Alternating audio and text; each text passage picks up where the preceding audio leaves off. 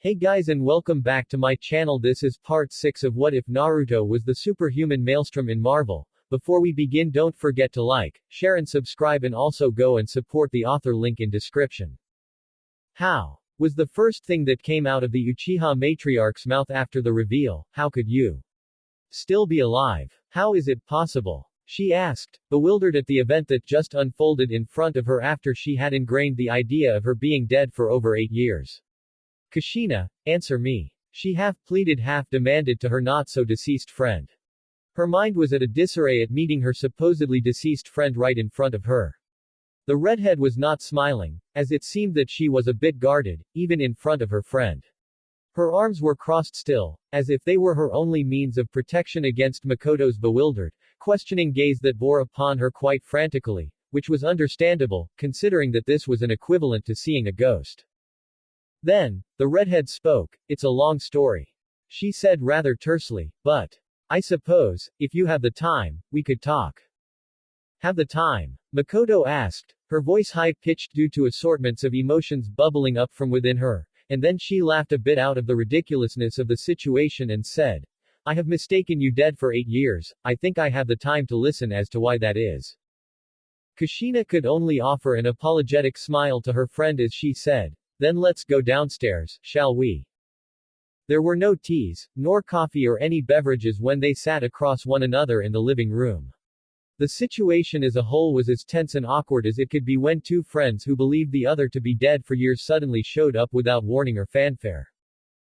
Kushina turned out to be alive. How? Considering how the Kyuubi was reported to have shown up and killed the Yondaime, it means that she survived the extraction of a biju from her body. Where has she been all this time? Is her resurrection a recent event? Or has she been hiding for over 8 years?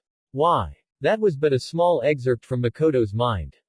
Kushina also experienced similar turmoil, but she managed to quell all of that, due to her preparation for this event that took a year. She took a deep breath before she started her story. I guess I should start after Naruto was born. It was when the Kyuubi broke out of my seal. Ah! Kushina screamed in pain as she felt a massive amount of pain surging through her body. She found herself enveloped within the volatile red aura that the biju sealed inside her had wrought. Her seal was weakened, and for all her impressive willpower, she was unable to withhold the oncoming surge of biju chakra that overwhelmed her very being. Though her mind was in disarray and she could not compose a well-constructed thoughts, she could hear her husband yelling her name, trying to touch her, only for him to pull his hand back due to how it was badly burned by the aura. Stay back! Kushina yelled to her husband in a warped voice as she fell from the bed to the floor below, physically struggling to keep the beast at bay, but to no avail. Stay back. I can't hold it. It's breaking free. It's going to come out. She extended her hand in a vain attempt to try and push Minato away from the beast that was to come. Kushina. Get out. Then she was enveloped with a bright white light that consumed her world. Wait, backtrack a bit from there. Makoto said, demanding an explanation. How did the Kyuubi break out of the seal in the first place? You told me that the moments where it would be weakened is only during the time of labor, but that was afterwards, and Minato even helped strengthening the seal. As to why that happened, I didn't know how. Kushina answered, at least, not until much later, but please Makoto-chan, can I just continue? We'll get to that later, okay? Makoto reluctantly nodded after a few moments. Though she wanted to know how it all happened in the first place, she was also curious as to what happened after that. I was out of it during the moment where the Kyuubi took over my body as a catalyst for his full materialization. Kushina said, I didn't see Minato's battle with him, but apparently, he managed to re-seal him back into me after a prolonged battle that ended up with his demise. She said rather sullenly, I was made aware of this when I woke up. Opening her eyes from her slumber, Kushina found herself staring at a dank concrete ceiling in a room that was not properly lighted. The bed in which she was laying in was not too comfortable, but it was accommodating to say the least. Where am I? She asked out loud. Her voice echoed slightly, indicating that the room was quite small. She turned her head to look where she was. And she froze in shock when she saw that her room possessed no doors nor windows, but a row of steel bars. This was a prison. What is this? Why have I? Hey! Anyone? Is there anyone here? Answer me. She demanded to the darkness. What the hell is going on here?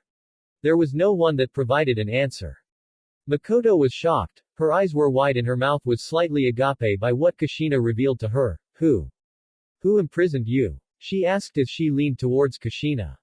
Kushina looked at her friend with such demonic-looking glare and stern expression that reminded her of the time when she was reining her anger inside, to prevent her from going on a rampage. The old hawk. I see you have woken up. After gods know how many hours have passed, finally someone came to see her, proving that she was not wrong with her assumption that this place was not an abandoned location of some sort. However, the person who showed up to see her made her less pleased than before, if that was possible. Shimura Danzo. Kushina all but growled out the war hawk's full name. The elder, who was known for his disdain over the policy that Konoha now adopted, looked as repulsive as ever to Kushina's eyes. Ever since she knew that he wanted her to become a weapon for Konoha, she had reserved nothing but hate for the old man. I should have known this was your doing. I smelled your foul stench from the moment I woke up, she said defiantly. As lively as ever I see. He remarked, as if unfazed by what she said. Do you not feel any remorse for what you did? He asked, or that your husband's death mean nothing to you? Kushina's breath hitched as her eyes widened in shock. Minato. No, that can't. You killed him. Danzo stated, your seal was broken despite his best intentions, and though you were not in control of the Kyuubi, you were responsible for his death all the same. His voice was cold and he spoke such horrendous statement as if it were a fact. Kushina stood up and pointed her finger towards him. How dare you, you bastard. What happened was, she stopped when she realized that she too did not know what happened. All that she knew were vague and not supported by any concrete evidences. But most of all, it also concerned her. Wait. What happened to Naruto? She asked Danzo, who remained silent for a good few seconds after she asked that question. Is he safe? Is he alive? Answer me, you old bastard. What happened to my son? Danzo was silent for a good few more seconds as Kushina was fuming with anger. Then. He told me that he was dead. Killed during the Kyuubi's rampage along with many others who tried to stop him. Kushina said to Makoto. The tension in the room was increased after this. The silence was deafening and the temperature of the room seemed to drop after what she said. Makoto clenched her fists in anger, trying to keep it in check, while Kushina was quite lost in her thoughts. Then the redhead continued, though I would know later that it was a lie, it devastated me.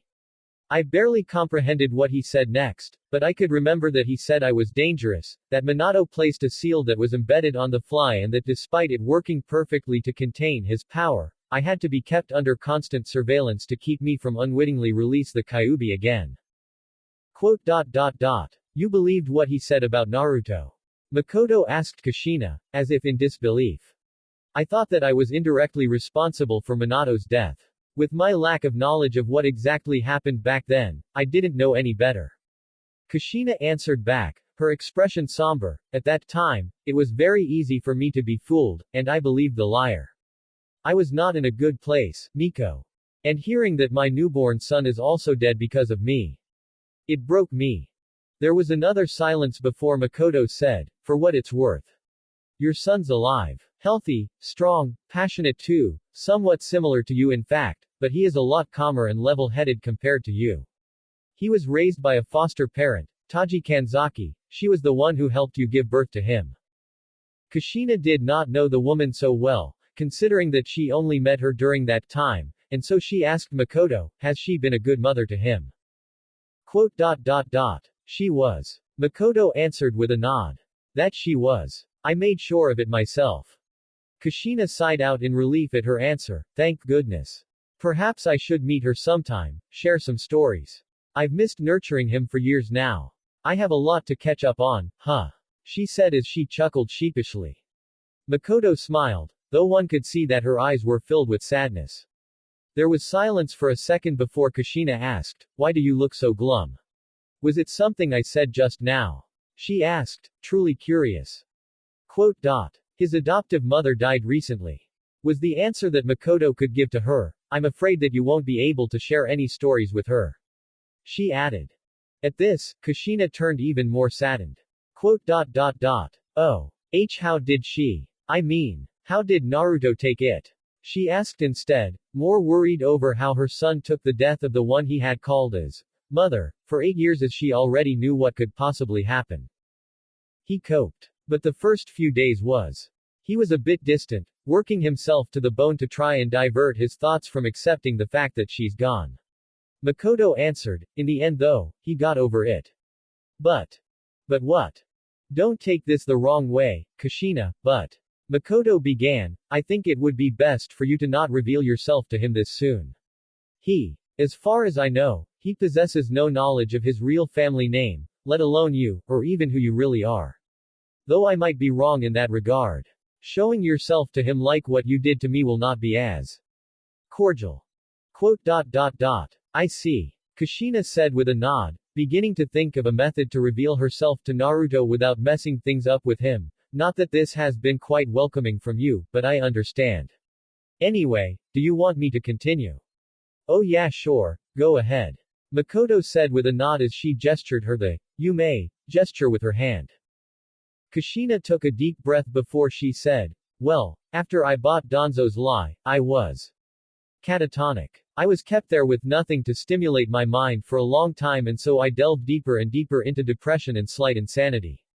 I barely slept, I rarely ate, I had no drive to go on living like I used to, and I just let Danzo extract blood, skins and such from my body because I didn't resist. The thought that I was responsible for the death of my husband and my son was painful, to say the least. She then placed her hand over her stomach, and said, and it was many months later during all of that I managed to meet him. Waking up from a slumber that she didn't remember having, Kushina opened her eyes to see a sewer, one that she found familiar, eerily so. However, she did not respond. She remained there, lying on her back, looking up towards the ceiling of the sewer with a blank expression that she had adopted for quite a long time after the news that she had lost both her husband and her son. She did not care where she was. She had no reason to, and she possessed no will to know. Though I would have relished this sight on other circumstances. A deep voice echoed and reverberated throughout the surroundings. Now I feel only pity for your pathetic bemoaning and whimpering. The voice was also familiar to her ears. This allowed her to gather her remaining willpower to try and look the one who spoke. Then her purple eyes met the red eyes with slitted pupils that belonged to the beast that she housed, but not caged within. Kyuubi no Yoko, the demon, who were no longer bound by the chains of the makeshift seal that her husband had placed inside of her. For all that I come to loathe about you, your tenacity and knack for trouble are what I find most endearing if not tolerable. The beast stated, so wake up. Rise, live, or else I'll eat your worthless self inside out and leave you to rot in my belly. The Kyuubi was the one who said that. Makoto asked, and he is still there, sealed inside of you? She asked again. Yes, and, well, a part of him at least. Kushina answered, continuing from that. He actually gave a damn about me in his own way. Sure, I didn't actually pay him much attention at first, but in a way, he helped me get out of my depression. Why do you care, demon? Kushina bitterly asked the Biju inside of her, fed up with all the constant verbal jab that he sent to her, in and outside of the sewer that represented the seal due to her husband's seal being less stronger than the one that was broken. Why have you been so adamant? One time I spoke to you, you gave me nothing but vitriol, growling and death threats. Why do you always bother me now, huh? I admit, it is rather funny seeing you so broken. The beast admitted as much to the Uzumaki, however, I prefer it if you were more lively like before. Now even your retort seems like a request for pity. It disgusts me as to how you seem to give up on everything just because of this. You don't understand anything that I have gone through. Kushina yelled, and fuck you. Who are you to demand how I should be, huh? Your action killed the two people that I care about the most. So fuck off and don't you dare speak to me again. You have no power to stop me. Even now, I can see that you lack the will to actually do what is necessary to make me shut my mouth. Was Kyuubi's calm reply. The old you would have not retort. She would have just go ahead and attack with the chakra chains and bind me. All that you can do now is to bark and no bite. Oh really? She asked back to the beast before she summoned several chakra chains that sprouted from the floor of the sewer and sent them towards the Kyuubi. On normal circumstances, the dozens upon dozens of chakra chains coming towards the Kyuubi would have ensured his defeat. However, there was a flaw in her attack, a flaw that he exploited by using his hands and tails to bat them all away with practiced motions, a technique that he called anti-Uzumaki chains maneuver. The tails acted as if they were a tornado that batted away the chains. Though they did some harm to his body, the Kyuubi proved to be victorious against Kushina's barrage of chain attacks. As I said, no bite. All that you can do now is bark and bark. Kyuubi said rather condescendingly to the shocked Kushina before he said, "So, are you going to bark all day, little doggy? Or are you going to bite?" He taunted. Kushina gritted her teeth as her body shook in indignant rage. All her pent-up frustration and anger, all her hatred for the Kyuubi surfaced at this moment. Fuck you. And at that moment, Kushina released it all with hundreds of chakra chains that were gunning towards the Kyuubi, who remained as calm as ever, as if the chains did not faze him in any way. He was right however. Usually, Kushina would have a strategy in using the chains before attacking. Now, she was just blindly attacking him with everything she got. Attacks that were created with blind rage were erratic, but predictable and easier to avoid. Just see the eyes to pinpoint where the attacker was looking, following her eyesight would allow him to easily retaliate. Her chains were either batted away or dodged by the giant fox, and he, in retaliation for her attack, advanced towards her position with her claws at the ready. Despite his big size, Kushina found that he was actually rather agile. Not to mention, he could also alter his body in a way that allowed him to dodge many of her attacks despite the fact that he was a giant target. As he made his way towards the woman which he was linked to, Kyuubi relished in her frantic, angered expression as her every attempts went and fail on her. Which should not be a surprise, considering her lack of restraint and proper control, being angry like that. However, his progress towards victory was something of a surprise to Kushina, and in her anger, it drove her to summon more chains, ones that he would not be able to avoid. Blunt force would overcome any strategy after all. In terms of power however, he had plentiful, and poorly bound by the inferior seal, he was able to summon a bit more power and shrug off the chains. Kushina grunted in slight pain as Kyuubi grasped her whole body in the palm of his hand. She struggled in vain to break free, but Kyuubi possessed superior strength, and thus, he easily had her contained within his grasp. Kyuubi brought her to his eye level, and when his head was close enough, Kushina didn't back down, she merely glared back right at him with fierce-looking eyes filled with the fire known as anger and hatred. From her perspective, she was unable to tell that the Kyuubi was quite impressed that she did not back down from his gaze, even if it was made out of blind spite. So you bit. But it hardly hurt me. Fuck you, you overgrown patch of fur. Kushina shot back, still trying to break free from his grasp. In her blind anger, she managed to get herself into a situation where she was at the mercy of the creature that has been imprisoned for the sake of keeping the balance between the villages. Pathetic. Is this all that you have been reduced to? Where is the strength that you once possessed? Never once have you gotten serious during our little spat. You are weak. Why the fuck do you care? Huh. You don't under. Maybe so. I may not be able to understand what it feels to lose someone close to me, what with me being a demon and all like you people view me as, but your current state sickens me. You are breathing, your heart still beats and your blood still flows, but yet you are 1 foot shy from stepping into the coffin to be buried. Your beloved ones are dead and gone. Get over it and get over yourself, you wimpy fleshbag. Shut up. Your husband. Gone. Your son. Gone. It is a fact. Shut up. Fucking shut up. Do not deny the reality. Face it, own it, discard this disgusting bearing and cease your self-damning way. Shut the fuck up. If they see you at this moment, they will be as disgusted and repulsed by you as much as I am right now. And you know what? You deserve every single part of it. At this, Kushina could only breathe heavily as her eyes were opened wide, as if she were deeply stricken with shock and grief. You are the most terrible, the most pathetic person that your husband had ever had the chance of knowing, considering that you are not able to get over his death and wallow yourself in this sorry state. Quote. Shut up. Shut up. Shut up. Shut up. Shut you p. Then, numerous chakra chains sprouted from the ground and enveloped the Kyuubi in a tight grasp. The fox grunted in pain as the chain began to exert pressure on him, but somehow, someway, he did not let go of Kushina and he let the chains exert their force upon his body. It took a minute. But then, the chakra chains were no longer crushing him, and they merely wrapped his body in a tight but not uncomfortable grasp. Then, he heard the faint, muffled voice of the crying redhead who had her head cast down. Her long disheveled red hair covered her face, but he could hear her weeping softly with her voice carried by their surroundings. It was at this point when Kyuubi's expression changed from conveying his wrath to one that conveyed neutrality. He relaxed his grasp over her a bit and then placed her down on the ground of the sewer. She collapsed to the ground and continued to cry, as if to make up for all the days in her life that she had spent not doing so. Slowly, her gentle weeping was accompanied by cries of anguish as she let herself show how much pain she had within her, pain that she cultivated by trying to suppress it, which backfired spectacularly.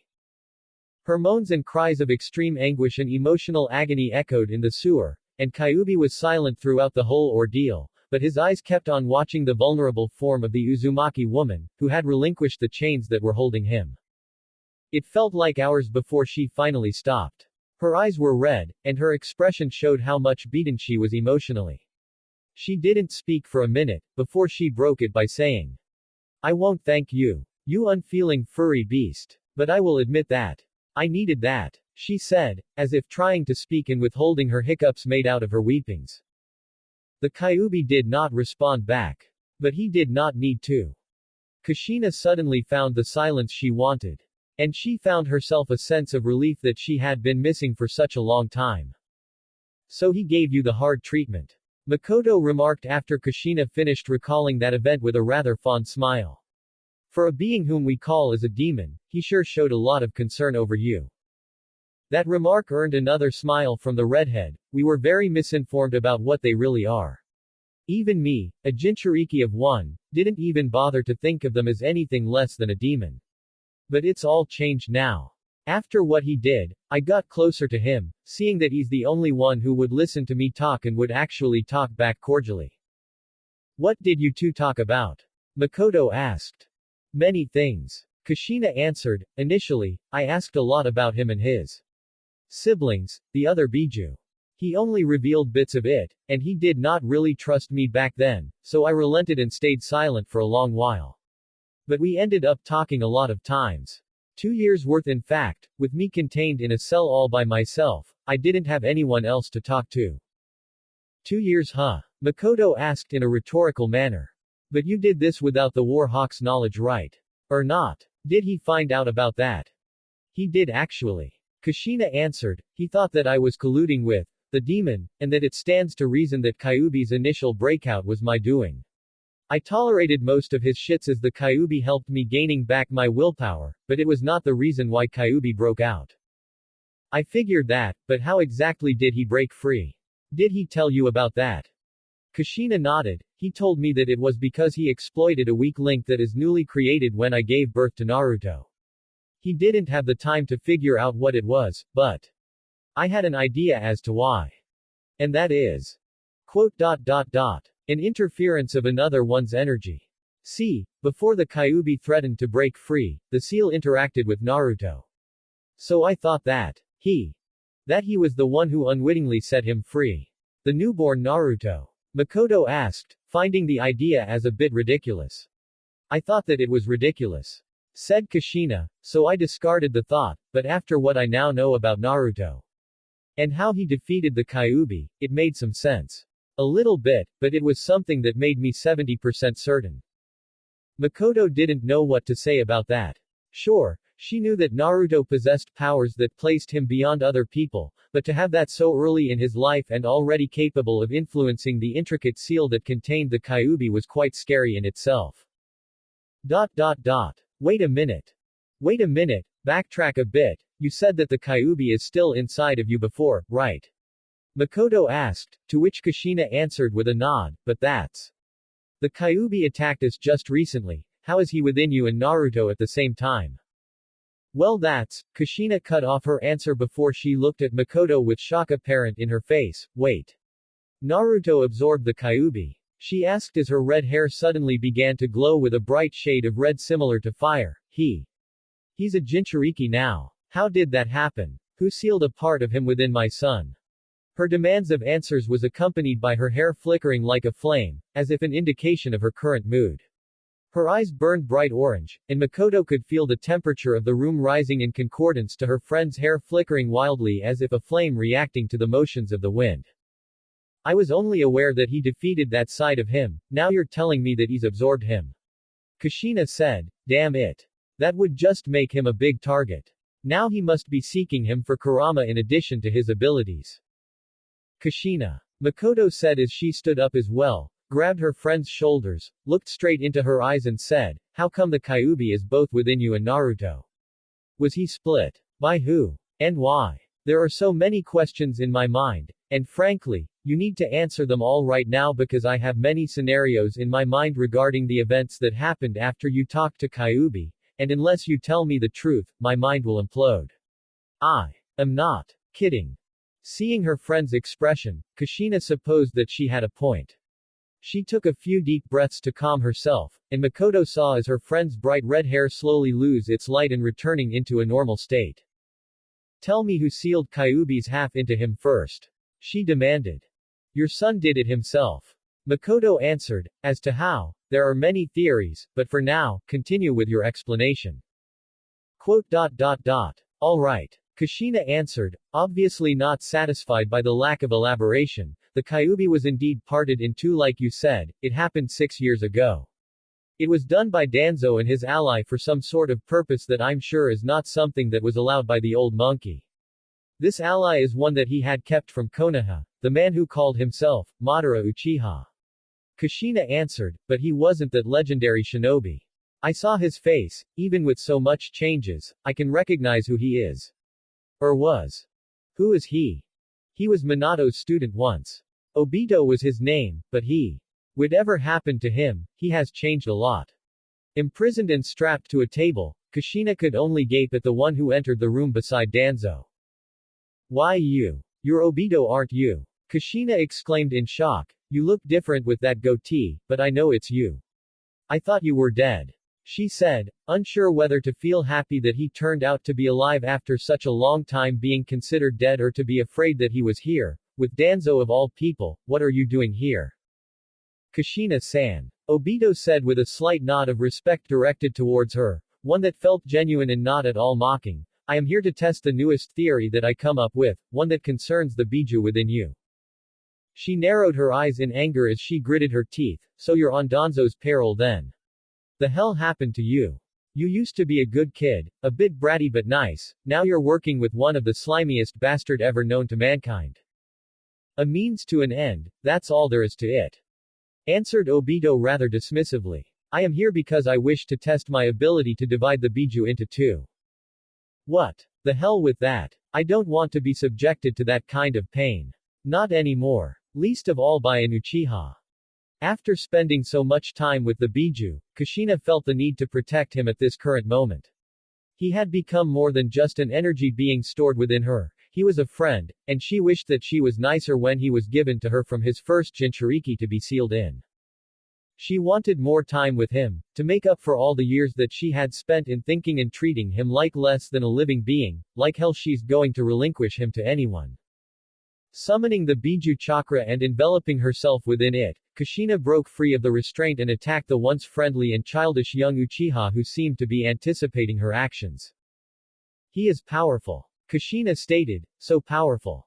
I couldn't defeat him, even after I go with 6 tails.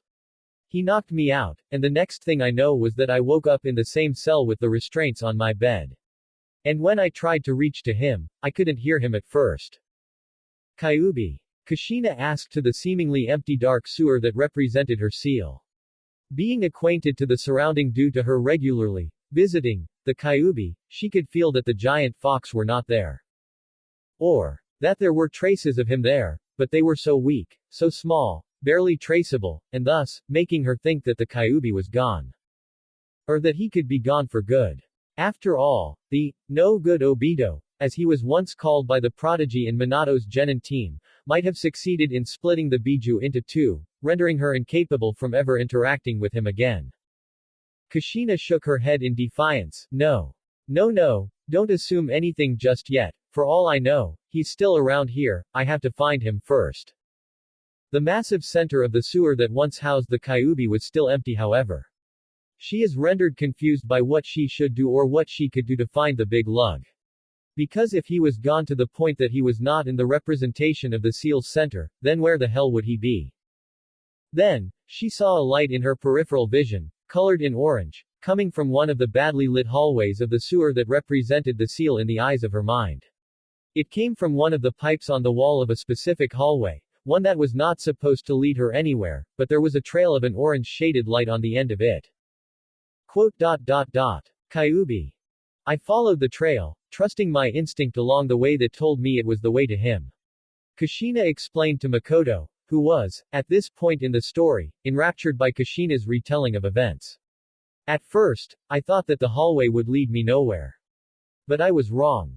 When she reached the end of the partly lit hallway, she saw that she had been walking towards a small dome-like area, one that housed the Kyuubi.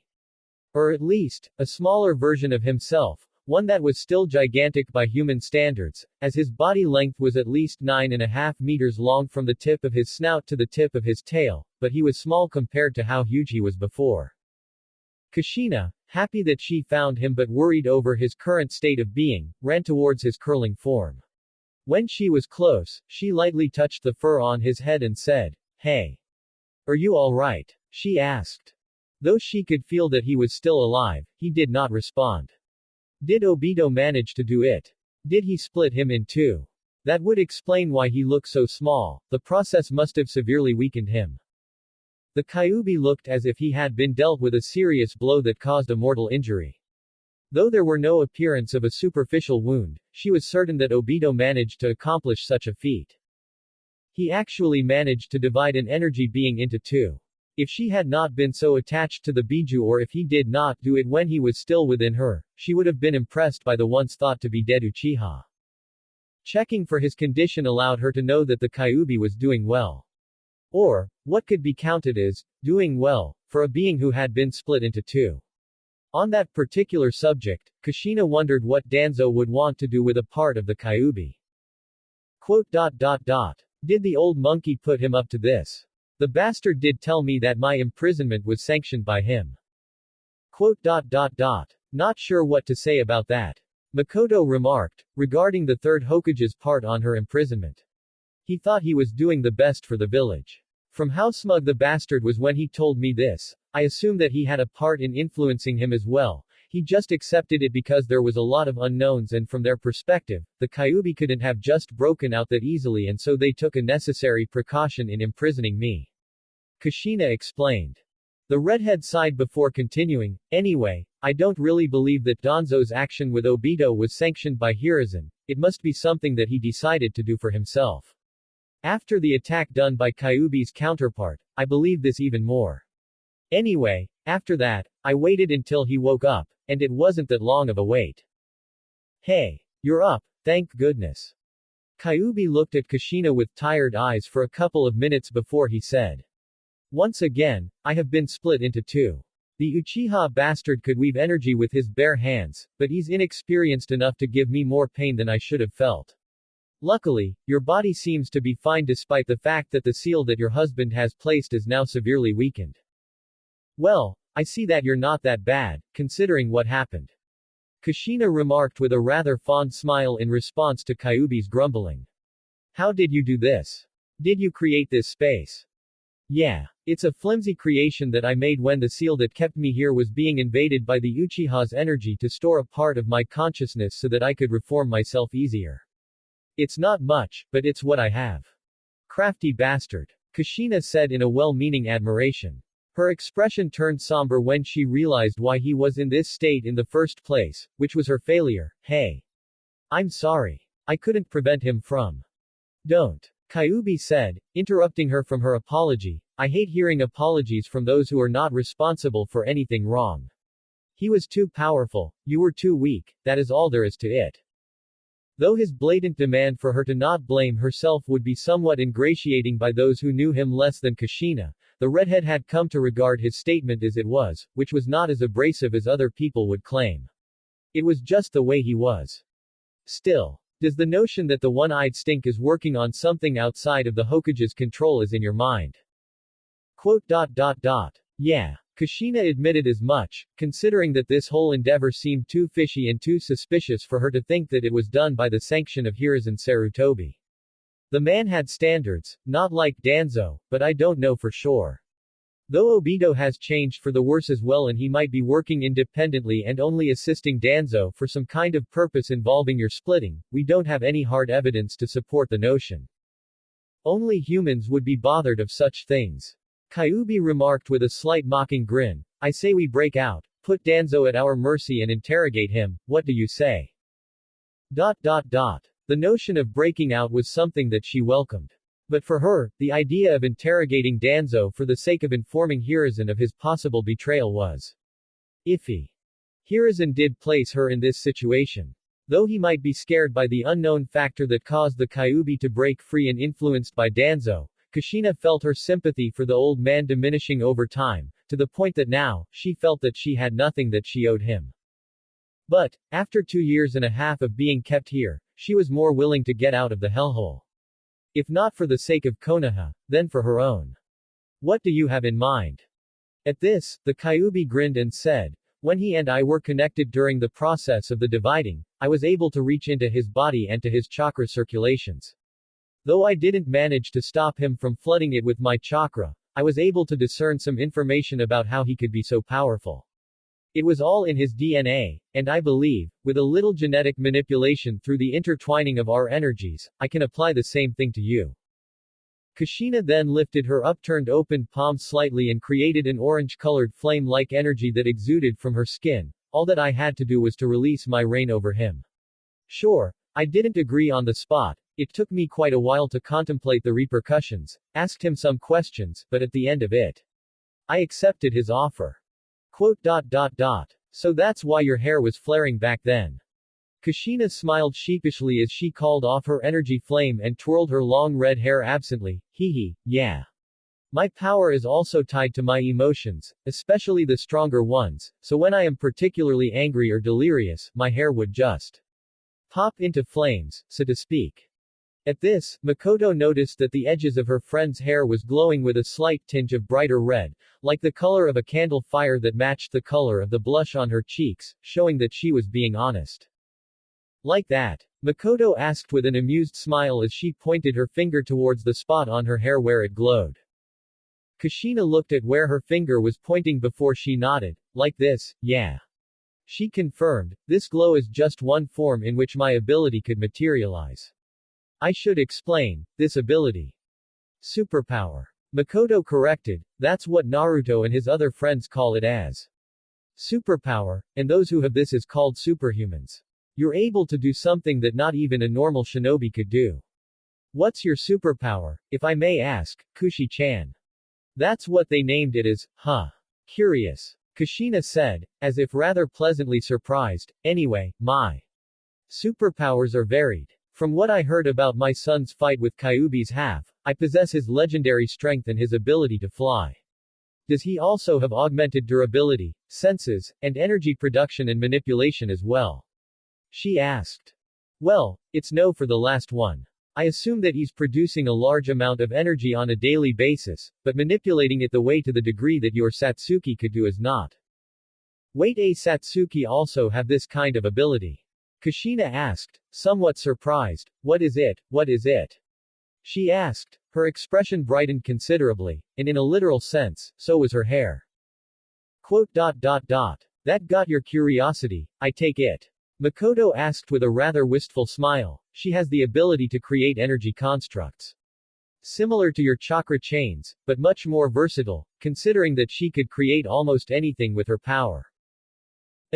Interesting. Kushina remarked, do you happen to be a superhuman as well, Makoto?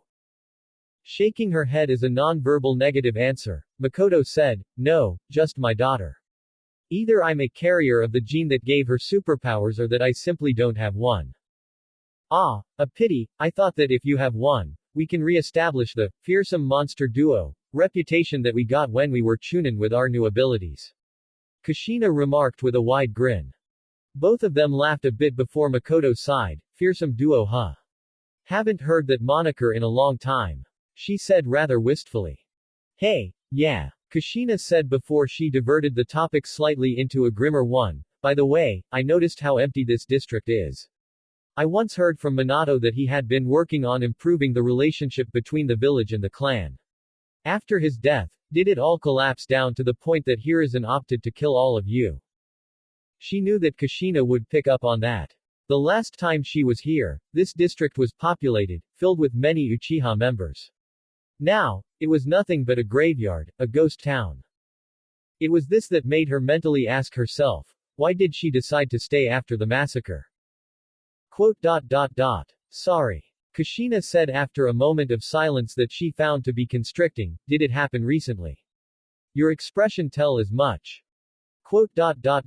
Yes. But Hiruzen wasn't really the sole perpetrator. There was another moment of silence before Kushina asked. Was everyone killed? Makoto then looked at the redhead straight to her eyes and said, all except me, Satsuki and Itachi. She answered. Kushina nodded, I see. How's Itachi? She asked. Her smile began to return. At this, there was another moment of silence that let Kushina know that she had breached into an extremely sensitive subject. At first, she pondered as to why, but then it came to her. He was the one who killed all of them. Even Fugaku. Kushina asked, rendered aghast by the implication. Makoto, Can we, please, talk about something else? Kushina.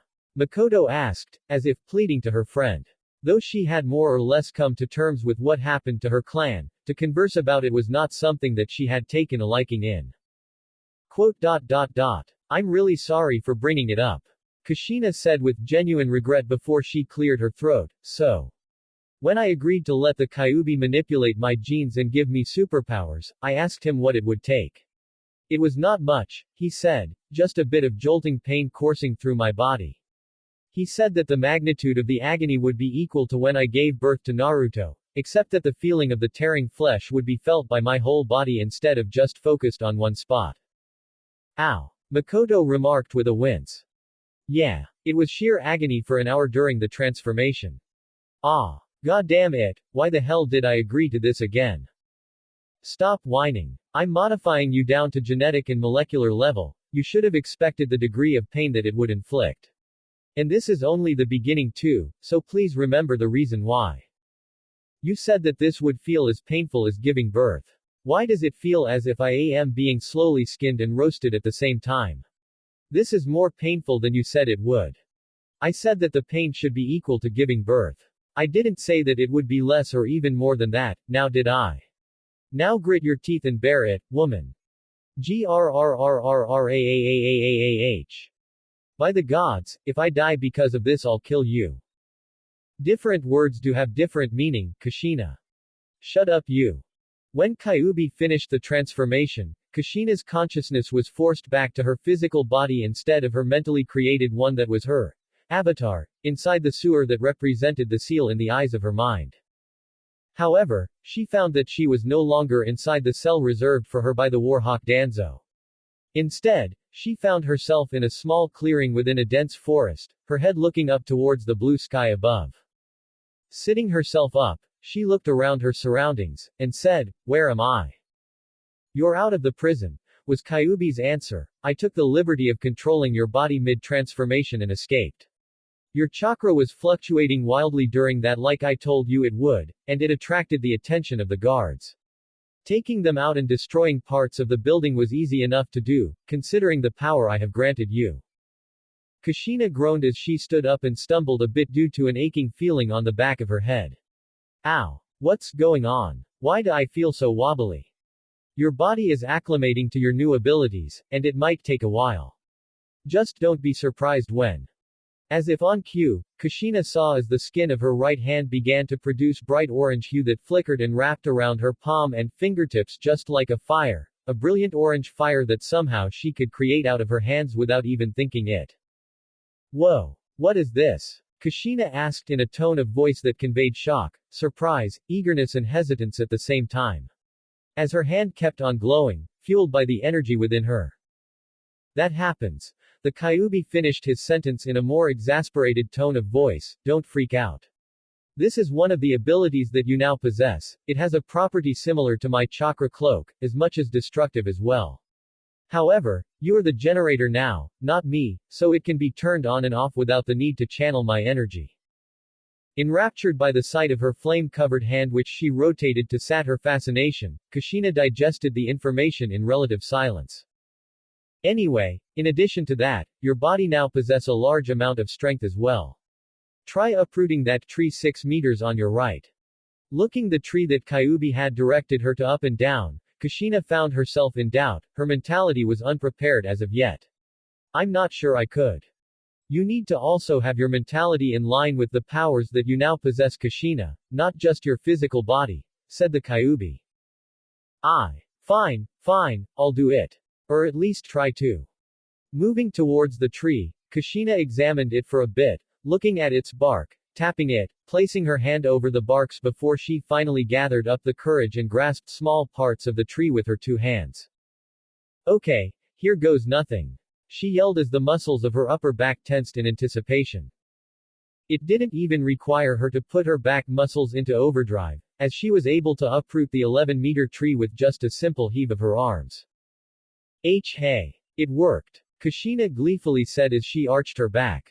Then, because of that position combined with her slight wobbly feeling, she began to lose her footing with the tree looming upon her as it began to fall along with her. Whoa, The 2-meter-wide tree fell on her torso, making her fall to the ground, back first. This would have crushed a normal man on impact, but Kushina felt as if the tree was extremely light. So with only one hand, she pushed it away to the side with a slight grunt. She sat up, looked at the uprooted tree and smiled as she pumped her fist. Hell yeah, Databane. Makoto giggled in amusement after Kushina described the experience. That's just like you, Kushina. Kushina blushed a bit and responded, shut up, I was excited alright. It's like finding out that you can do an A- rank jutsu when you're a genin, everyone would get excited. I suppose so. Makoto remarked before she added, however, the idea of you falling on the bottom of a massive tree is amusing nevertheless. Ha ha. Kushina replied back to her teasing, then, he told me that one of my other abilities that I possess was flight, and how did you take it? This is the best thing ever. Mountain. Seriously. How could I ever thank you for this? Thank me by flying responsibly. I am flying responsibly. Flying under delirium is not counted as flying responsibly. Pretty normal. Kushina answered as she tried to avoid eye contact, somewhat embarrassed when she remembered what exactly happened. Anyway, after I was satisfied, I landed near a small town, and there, he asked me something that took me a while to answer. Don't you want to go back and interrogate Danzo? Get to the bottom of things and inform the Hokage. I know I said that I somewhat destroyed the building, but the bastard is still alive. More or less. Kushina's expression was unreadable. It was clear that the question was something that triggered something within her. Now it appeared she was contemplating on what she should do now that she was free. In the recent past, she would always choose to go back to Konoha. It was her home. At the very least, it was the place that her husband called as home, and so by proxy, she considered it as such also. However, now that she knew her husband and her son was no longer of this world, she did not want to immediately jump to that choice. After a while, she decided. I chose to leave Konoha and Danzo alone. Kushina answered with a neutral expression, in the end of it all, I just want to go away from remembering Minato, or Naruto, whom I thought were dead back then. It was selfish of me. But the Kyuubi understood my reasons and went along with me. For 6 years I traveled, ignoring Konoha altogether during my journey. I would be lying if I say that I regretted what I chose. It was fun. It made me happy, alive. Not in the same sense as when I was with Minato, but it was like I am truly free. Makoto had been a friend of the Uzumaki woman for quite a long time.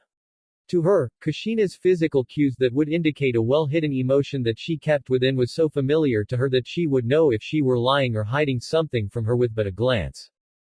Right now, Makoto could see that Kushina was quite content on doing what she did. However, there was a sense of regret behind her purple eyes, one that Makoto assumed stemmed from the realization that her son had been alive and well during the times that she had been gone. Though she did not regret her journey, she regretted not trying to come back. She regretted her moment of selfishness that led her to her vagabond-like lifestyle. But Makoto couldn't blame her much for what she did. If she were in the exact same circumstances as Kushina, she would have done the exact same thing. You missed several years of Naruto's life. Makoto remarked. That's what's really getting you, isn't it? Kushina sighed as she nodded. I want to make things right, you know. It's my fault for not trying to discover if the one-eyed slime was lying. I was a coward, I just want to run away, and as a result, I ended up being absent from my son's life for 8 years, 6 of which I could have prevented had I. Kushina sighed tiredly as she covered her face with her hands. It was said that a decision made out of selfishness would beget regret. That saying was something which she heard from none other than Mito Uzumaki, when she explained to Kushina the reason why she wanted, or at least contented, to be subjected to a life of secrecy and high expectations by being a Jinchuriki of the Kyuubi. It became the saying that haunted her at this moment, due to how much she had screwed up by just that one, single, choice. She could have been with Naruto, she could have befriended the woman that had become his mother, she could have.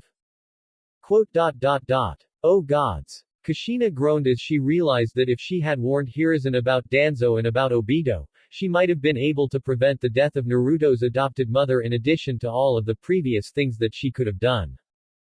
Unaware of the sudden grim realization, Makoto said to Kushina, "Hey, it's okay. You just have to try, that's all. Explain to him why you left him alone in extensive detail, don't leave anything out. He's a good kid, very sharp-minded too, just like Minato. I'm sure he would understand." Maybe. Kushina stated rather uncertainly, still depressed. Then, she remembered something that complicated things even further. But, that's not. There's a problem in that. Telling the whole story, I mean. Hearing how Kushina seemed to fidget and concerned, Makoto had a feeling that this would be some other revelation, one that the redhead was a bit uncomfortable about. Why? What kind of problem? Kushina looked at Makoto before she said, technically speaking, I can't be said as his mother anymore. This halted almost every thought processes in Makoto's brain, to the point that all that she could say was just a bewildered, what? The genetic manipulation that the Kyuubi did to give me the abilities. Remember that? Kushina asked rhetorically. You're smart, so deduct the reason why from that, Miko-chan. Though Makoto was a bit confused, her subconscious had already gone to try and figure out why instead of asking her the answer. There were several variables that she considered, some factors that from which she could draw conclusions from, and the process went by rather quickly, as it took her 10 seconds for her to realize what Kushina meant. Makoto gazed at her with a shocked expression, wide eyes, slightly slack jaw, and it prompted Kushina to say what the Uchiha had come to conclude, that's right Miko-chan. I was the first human that he had ever tried to transform through genetic manipulation. As such, there were some mistakes that he made. And one of the mistakes that he made was that he inadvertently altered my DNA so much that from genetic perspective, I can only be considered as a very distant relative of Naruto, not the woman who gave birth to him. Half of the unique DNA makeup that he inherited from me. It's unique to just him now. Now at most, I only possess 1/16 of the similarity of the DNA makeup that I used to have, the one that I gave to him on his conception. At best, I am just another member of the Uzumaki clan to him now. Sorry about exhausting you, Satsuki. Naruto said to the young woman that she carried on his arms as if she were his bride. The raven-haired girl was leaning her head on his chest, and thanks to their position, both of them earned the attention of those who could see them up above. It's all right. Satsuki answered rather tiredly, it's partly my fault anyway. She added. It was quite late into the night when both of them were making their way towards the Uchiha district. Both of them had exhausted one another for several hours with their spar, and now, they were content in calling it a day. You were great however. Naruto said to her with the widest smile that conveyed his elation and pride at Satsuki's capability that he had experienced firsthand. Never unleashed your full power before, but the result was impressive nonetheless. Managed to hurt me pretty bad, and that's an accomplishment. Satsuki chuckled a bit as she traced her hand over the other side of his chest, so. You could say. That I. She blushed a bit before she giggled and said, left my mark on you huh?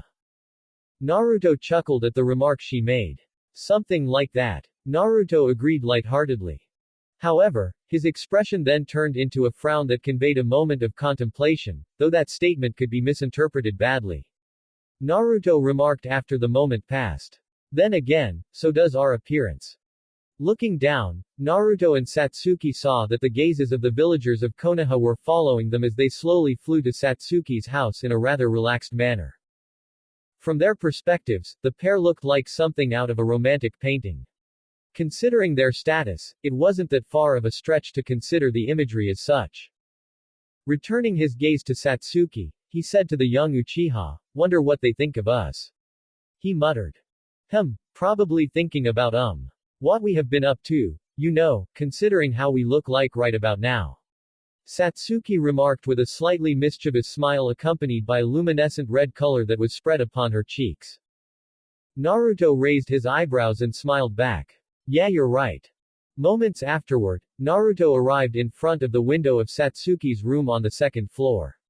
He turned his head slightly to face her and said, wrap your hands around my neck and rest your head on it for a while, I need to open the window. Satsuki did so, and Naruto opened the window with his one hand, entered and placed Satsuki on the bed of her room for she was exhausted enough from their battle to find herself weak at the legs and somewhat incapable of walking due to her exerting herself to the fullest. She sighed in relief as she felt the soft bed on her back. She turned to watch as Naruto began to exit the room through the window. He turned and smiled to her, get some sleep. We'll have a busy day tomorrow. Satsuki smiled slyly before she blushed, well. If you want me to be at my fullest tomorrow. Naruto fully turned towards her and said, yeah. Come here. The way she beckoned him to get closer made Naruto wonder for a second as to what she was going to do. Out of curiosity, he walked closer, and when he was at her side, she said, lean your head to mine. Naruto did so. And then for 3 seconds, she felt the soft, moist feeling of her lips on his. When Satsuki relinquished the hold that her lips had on his, she, along with Naruto, blushed rather brightly. Then, Satsuki smiled widely and said, that might have just kick-started me a little bit earlier. Referring to how vigorous she felt after that interaction. Naruto found himself rubbing the back of his head in a sheepish manner, and he heard the Kyuubi said. Lovebirds. Never thought that you'd be generating as much body heat as the time when I held back from reversing your gender transformation, Kit. Shut up. Naruto relayed the message mentally to his tenant. Looking at Satsuki, who was looking at him with such intense gaze, Naruto could only sigh and leaned his lips towards her forehead. It laid there for a second before Naruto said, see you tomorrow, Suki. When he exited the room through the window and flew away, Satsuki released out a happy sigh as she closed her eyes, never bothering to try and fight down her blush. Outside of the room, Kushina, who was leaning back on the wall on the side of the closed door looked at Makoto, who was peeking on the slightly open door and said, so they have gone quite far, huh?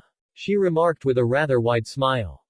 Makoto sighed, expecting that they would sooner or later come to this phase. She reciprocated Kushina's wide smile with a slightly more subdued one and said, for a couple of 8-year-olds, yeah. About that. They don't look like a couple of 8 years to me, Makoto. Kushina remarked, I know that some of us ninjas grow faster than normal, but they look like they're teenagers already. Does it comes with mental maturity too? Makoto nodded as an answer to that question, yeah, their maturity rate is unheard of, even among our kind. I guess that's why they're called super. She offered to her. Kushina hummed, her arms crossed right below her breasts. She then tilted her head up, and said to her friend. I suppose. She said rather dispassionately, as if bothered by something. It took Makoto a couple of seconds more before she figured out what was going on. It's like you missed his whole childhood phase, huh? Kushina sighed rather tiredly, a non-verbal statement that confirmed the Uchiha matriarch's assumption. Quote. Do you have any alcohol stored around this house? Makoto merely shook her head, sympathizing her friend, before saying, you know I always do. When the morning arrived in Konoha, Reikage and his entourage consisting of several high-ranking shinobis from Kumogakure could be found facing the Hokage with his own. On the latter's side, the old monkey was accompanied by the high-ranking ninjas from Konohagakure along with Naruto and Satsuki, clad in their blue and red uniform respectively. They were gathered to take on a mission to rescue Reikage's brother, a mission that Konoha was pulled along due to the need for the village's relation to be restored from the political clout known as the Hyuga affair. When he looked over at the people on the Hokage's side, he noticed something amiss, so where's the other one? Is she not coming? The Reikage asked after seeing that there was just the two of them instead of the supposed three. She said that she'll be late. Naruto answered Reikage's question, preparations and all that. Let's just wait for a couple of seconds more, she won't be long now. He offered. For an added assurance, he said to I can hear her from afar, coming from the direction of a familiar location. Oh. She'll arrive in about 20 seconds. After precisely 2 seconds of waiting, Naruto added, wait, make that 10. 4 seconds afterwards, there were people who muttered that they felt vibration akin to that of an earthquake. Shortly afterwards, there were people who were looking at the same direction, which was up in the sky. And there, up in the sky, was a figure of a human who was rising. And rising. And rising. Until the figure began to fall down with their feet first and their figure hunched, as if anticipating that they would crash into the ground near them. With a loud crashing noise, the feet of the figure hit the concrete ground, and the effect was quite explosive as her landing left a mark that is shaped like a pair of shoe soles embedded deep on the center of a rather large crater.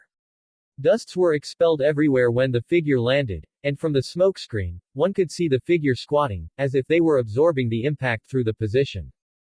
Sorry I got a bit late, said a familiar voice from within the small cloud of smoke before she walked out with a grin. I was a bit preoccupied with something.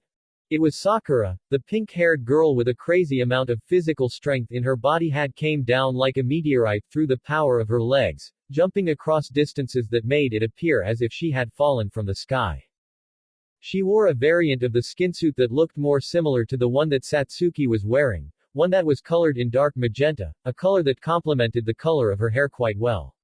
Her suit was a bit different from Satsuki's, as hers possessed no arm sleeves, showing her cultivated muscle arms that spoke of her incredible physical power. However, she also wore a pair of long gloves, ones that were similarly colored and went up half-point to her elbow.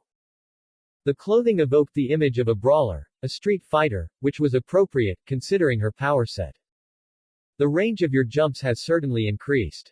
Naruto remarked to the girl who was approaching them. Yeah well hey, we're all getting stronger you know, it's not just you. Sakura remarked before she patted his shoulder with a force that could have hurt a normal man, knowing that he could take an even stronger tap, who knows. I might surpass you one day. Naruto merely chuckled and replied, maybe. Sakura meant that as nothing more than a jest however.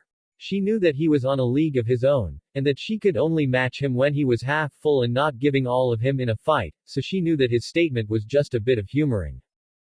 She didn't mind however. It did not bother her that he was the stronger one, she acknowledged that fact, and this kind of talk was just a form of the usual camaraderie seen between teammates. Though her powers were weaker compared to the blonde, she knew that she was quite strong. Despite that however, her parents, especially her mother, were a bit worried when she told them of the mission that she was going to undertake. It was understandable, because even though she didn't tell them of the Madara Uchiha factor, the idea that the Reikage was willing to discard his pride and ask Naruto to help him find his brother would mean that she was about to take on a dangerous mission with equally dangerous enemies, equal to or surpassing that of an A-rank mission. However, with them acknowledging her powers, Sakura was permitted to take the mission. Perhaps the idea that she will be with Naruto eased them a bit. Like her parents, Sakura also acknowledged Naruto's strength, and she had to admit that she felt at ease to be with him on such a mission. It helped offsetting the anxiety that came from the fact she was trusted enough by Naruto in terms of sheer power and skill to do this. Sakura chuckled as she lightly punched his chest. It seemed that the anxiety hadn't gone away since now she was using physical gestures and bravado attitude to try and vent it away bit by bit. Well. Again, sorry for being late. Let's get going, yeah. She asked the Kumogakure ninjas.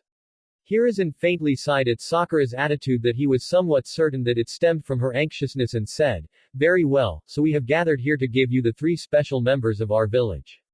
Kanzaki Naruto, Uchiha Satsuki and Haruno Sakura.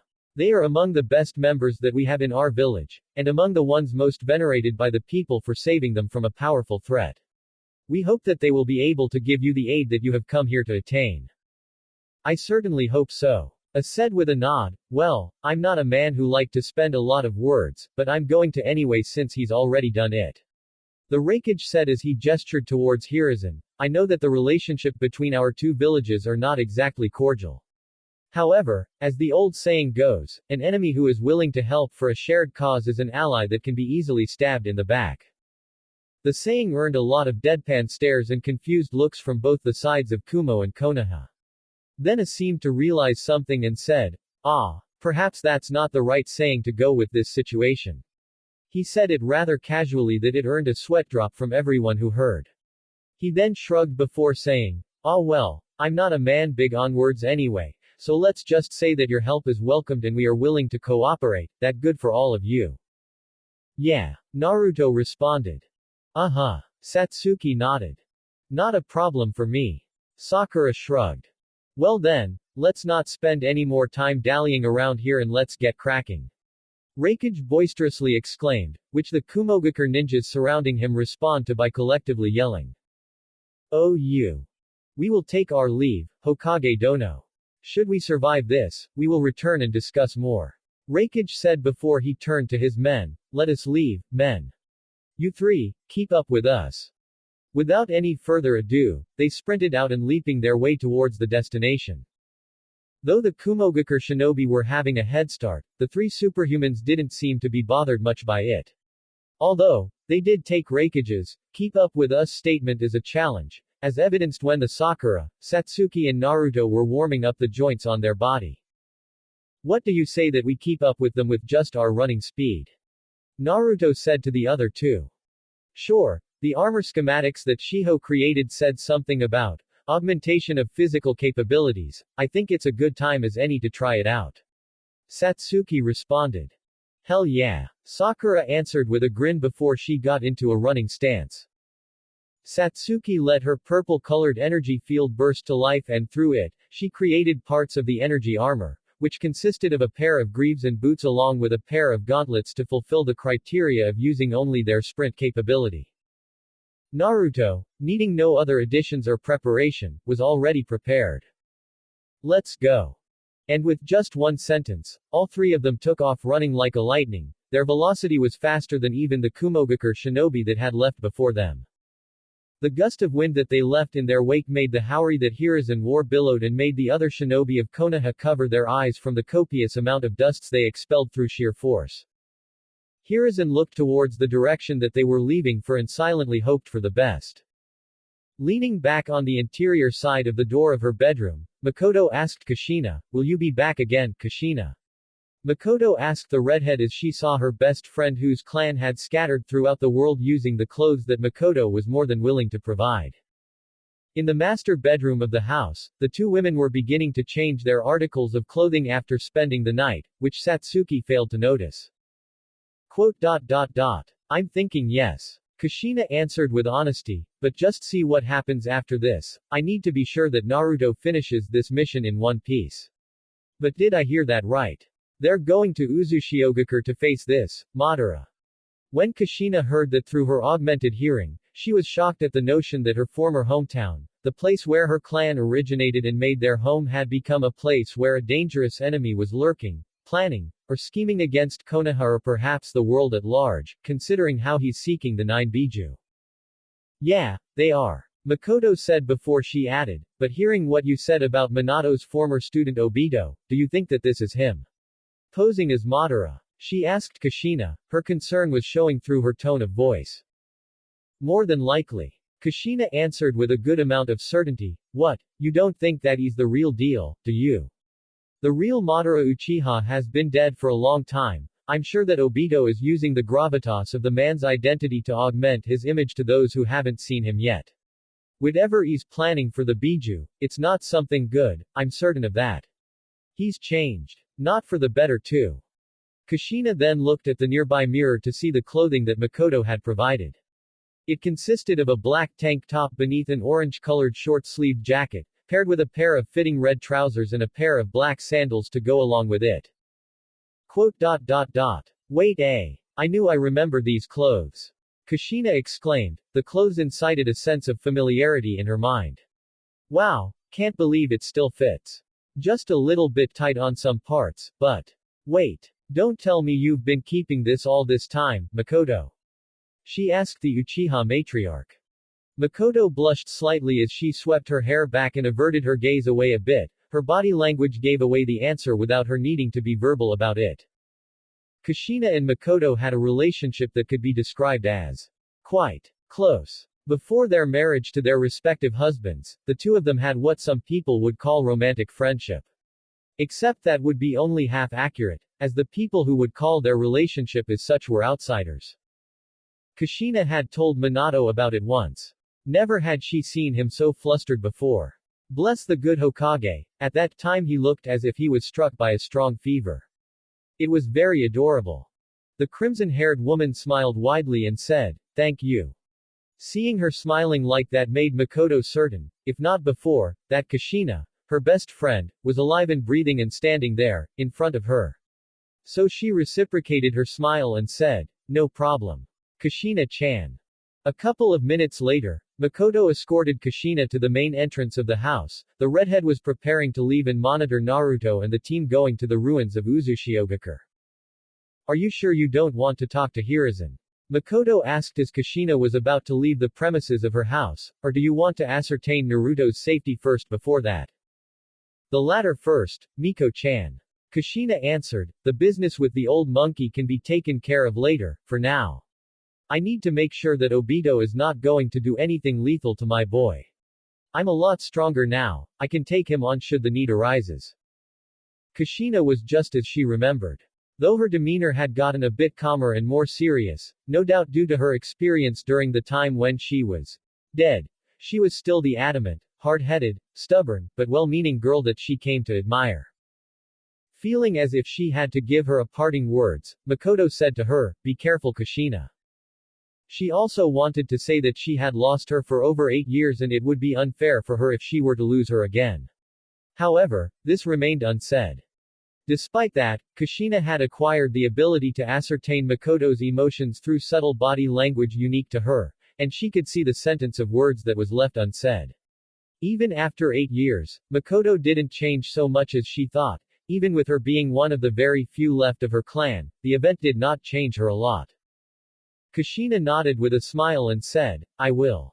Don't be so concerned, Makoto. I have no plan on leaving, not when I have a lot of important businesses that I have to do here. Then she saw as the Uzumaki woman's hair began to glow bright red and move in a way that would suggest that it had a mind of its own. Her hair, which she had always thought as beautiful, was now stunning her into a bout of silence. She then looked at her, showing how her eyes began to glow with a fiery orange shade of light before she smiled her way, tilting her head up slightly then jumped, and with a trail of fire-like visage that came from her fiery hair, Kushina flew away from the Uchiha district with such a show of fireworks.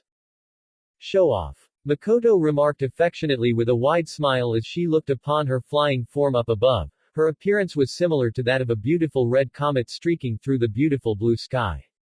Always were, always will be, I suppose. She added, speaking more to herself than the flying woman.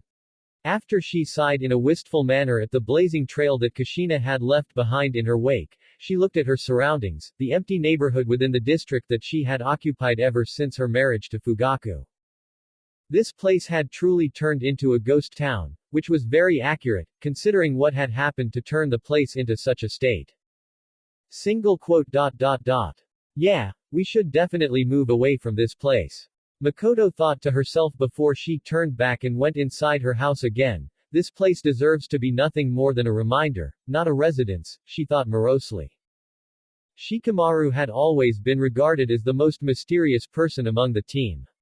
Most of the time, he kept to himself, would seldom speak, but when the circumstances required him to, he would always speak what was on his mind. The inner machinations of his mind were considered as an enigma, and the few people he would open up to without any incitement coming from the other person was Naruto, his parents, and Shiho. On the side of the latter, she was currently a bit reluctant to speak to him, considering that she knew about her latest vision to an alternate universe, a vision that bothered her enough to push her into a schedule that put little value on rest or sleeping, one that is thankfully mediated by the young Nara. You think we should assist them in some way? Tenten asked Kiba as she looked over to Shiho, who was about to test the new boots and gauntlets, which were not yet covered with exoskeleton armor that they had seen from Satsuki's materialization, leaving it bare. In front of the blonde girl was Shikamaru, who was content in watching her and presumably, keeping her from harming herself too far. The girl took a deep breath and Tenten continued, I mean, if she has this vision that she doesn't want to tell us, I think it's our job to convince her, right? Shikamaru even said that it concerns Naruto in some way. What do you think, Kiba? She asked the boy at her side without looking his way. Then after seconds without a response, she turned her head towards him and said, Hey, what's? When she turned, she found him rather occupied, as his gaze was focused on her posterior that was shown quite prominently due to what she was wearing, which was a variant of the skinsuit that Naruto, Satsuki and Sakura now possess. This earned him a small whack on his head that brought him out of his reverie. Ow. Pervert. Tenten muttered under her breath with a slight blush on her face. Sure, she was now wearing the skinsuit that Shiho had made, one colored in black with purple outlines that covered her whole body sans her head, which allowed her to exhibit her robust figure, but his staring annoyed her a bit because of how obvious his entrancement was. Sure, she was a bit flattered that he was appraising her in such a bashful but obvious way, but if he could somehow restrain herself, then she would have accepted it. However, the Inuzukas were not known for their subtlety thanks to their hot-blooded nature. Perhaps she should learn to accept it.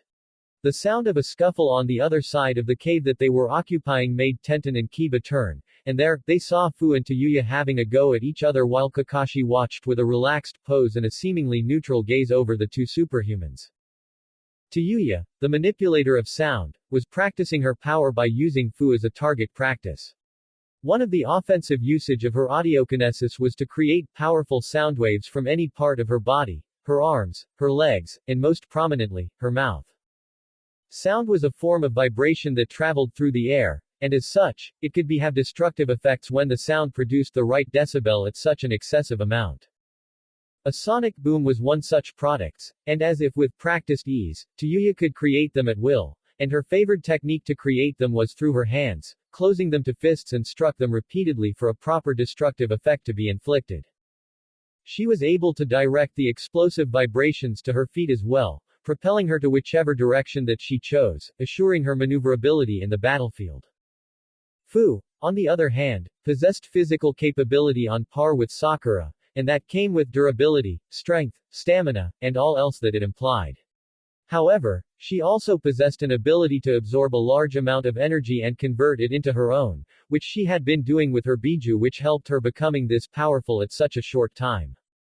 And as such, she was able to absorb the sheer kinetic energy that Tayuya produced through her power without any adverse effects, making her effectively immune to her attacks. This allowed her to push Tayuya to break her limits. Fu giggled as another blast of soundwave went through her body. The green-haired girl shivered slightly as she looked as if she was trying to withhold something within her. Her face was slightly red as she tried to compose herself. Tayuya was also blushing a bit before she sighed and said, Fuck it, hey, let's call it a day, yeah. Ah tilde, don't say the tilde.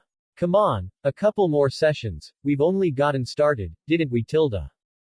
Well, then stop your fucking blushing every time the vibration hits you, it makes me uncomfortable. Tayuya replied back rather hotly, as if a bit bothered by how Fu seemed to relish the feeling of the sonic vibrations coursing through her every time she hit her with them. Sorry, it's just. It feels too good. Fu admitted with a rather embarrassed expression as she squirmed slightly. It always feels rather tingly every time I absorb energy, but this feeling of subtle kinetic vibrations. Well. She trailed off as she squirmed a bit more. Those who watched her had a pretty good idea as to why Fu reacted that way. The word, vibration, was the key. Kakashi and Tenten knew this best. Kiba, however, did not. However, he was smart enough to pick up something from that. What does it have to do with vibrations? Kakashi chuckled as Tenten and Tayuya blushed a bit more thanks to the innocent question. In addition to being unsubtle, Kiba had a tendency to be oblivious to the obvious sometimes. Ignoring the things happening between Fu and the others, Shikamaru was content in watching over Shiho, who also seemed oblivious to the conversation that was happening near them. She's still trying to avoid mentioning anything about that new vision, huh? She is. Shikamaru responded to Ino, though I already have an idea on what it entails, a confirmation would be better. One thing that you can do is to subtly access her mind, influence her to open up about the problematic subject. He suggested. No, just let her open up on her own terms. She'll tell us in time, I'm sure.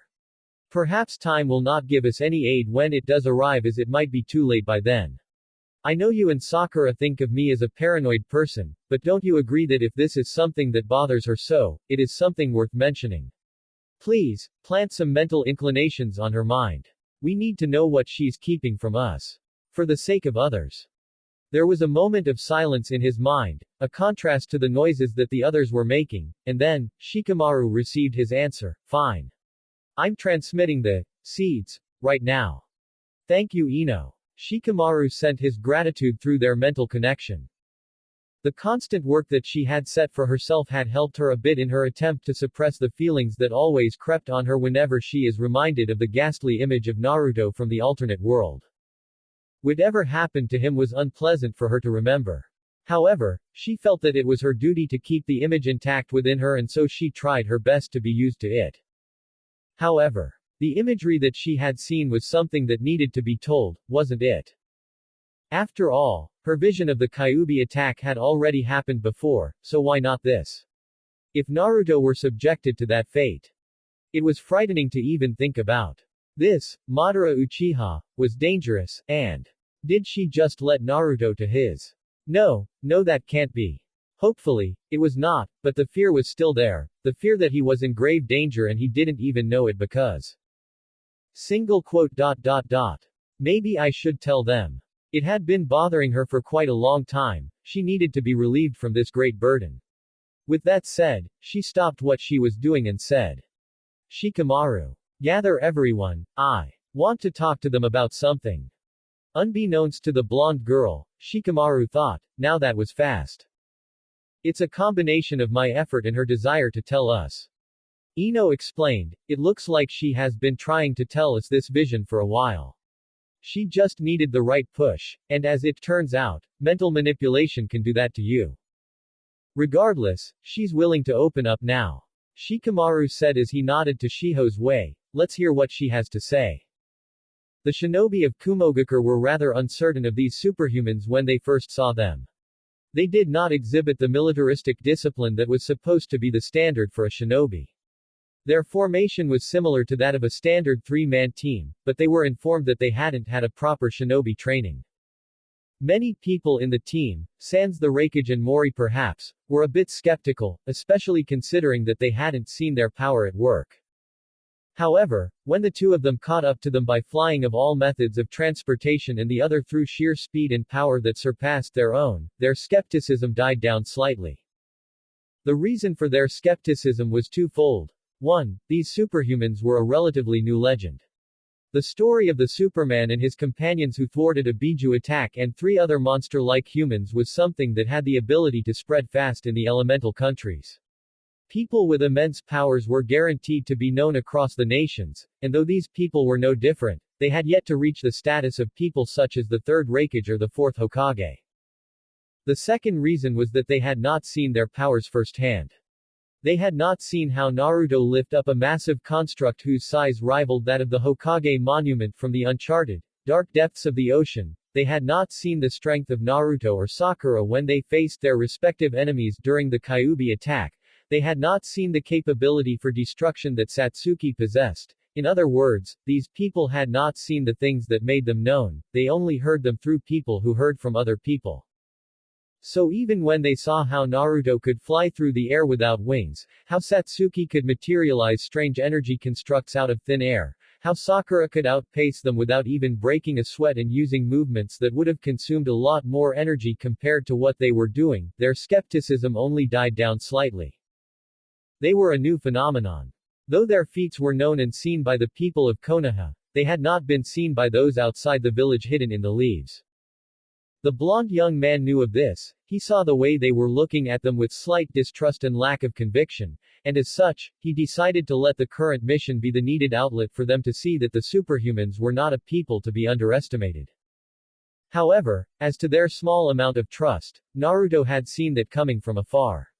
As was known, Kumogakure and Konoha had not been in a very amicable relationship for the last couple of years, and with the Raikage taking a great deal of flack from the internal affairs of the village thanks to his admittance that the Hyuga affair was something which they had a part fault in, the relationship between them would take more than just this mission and a solid deal between the two villages for them to become amicable. Still, Naruto thought, if I can contribute to that cause, then it's a good enough start, he told himself. He did not want the tension between the village to continue, especially now that he knew that there were other superhumans outside of Konoha. Tayuya was from somewhere outside of Konoha, Fu was from Taki, then it stands to reason that there might be some in other villages, perhaps in Kumo too. Getting himself closer to the Raikage, whose determination was the greatest and most solid among the Kumogakure shinobi is apparent by the look in his eyes and how he carried himself, Naruto initiated a conversation with him, starting with a simple question, Raikage-san, I want to ask, do you have any known superhuman within your village? The Raikage did not bother to look Naruto, but he nevertheless responded, not to my knowledge. However, for the last couple of years, we have heard telltales about people manifesting abilities that does not conform to any known jutsus. However, most of these people are reclusive due to thinking that they would be hounded by many people because of what they have. And they're right. Looking at the Raikage, Naruto said, many people want to exploit them for what they possess. Including you, perhaps. True, but I don't want them to become a weapon like what those people want. I want to train them to become soldiers, so that they can use their powers with proper discipline. Answered Raikage. By soldiers, you mean to put them to a harsh training regimen. More so compared to the ones you put your shinobi into, Naruto assumed, to which the Raikage nodded. Certainly. With great power, comes great responsibility, and considering that they are new and have a possibility to be great, they needed to be taught control more than a genin, especially if there are more of your type.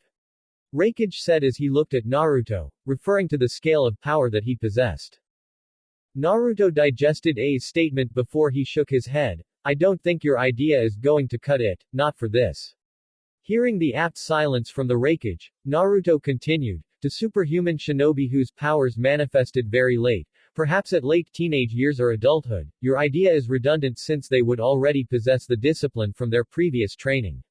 However, excessive militaristic schooling for superhumans who are in their early childhood will get them to regard themselves and be regarded as different from non-superhumans in addition to their incapability of seeing themselves as the same as any other people. Elaborate. Raikage said, obviously intrigued.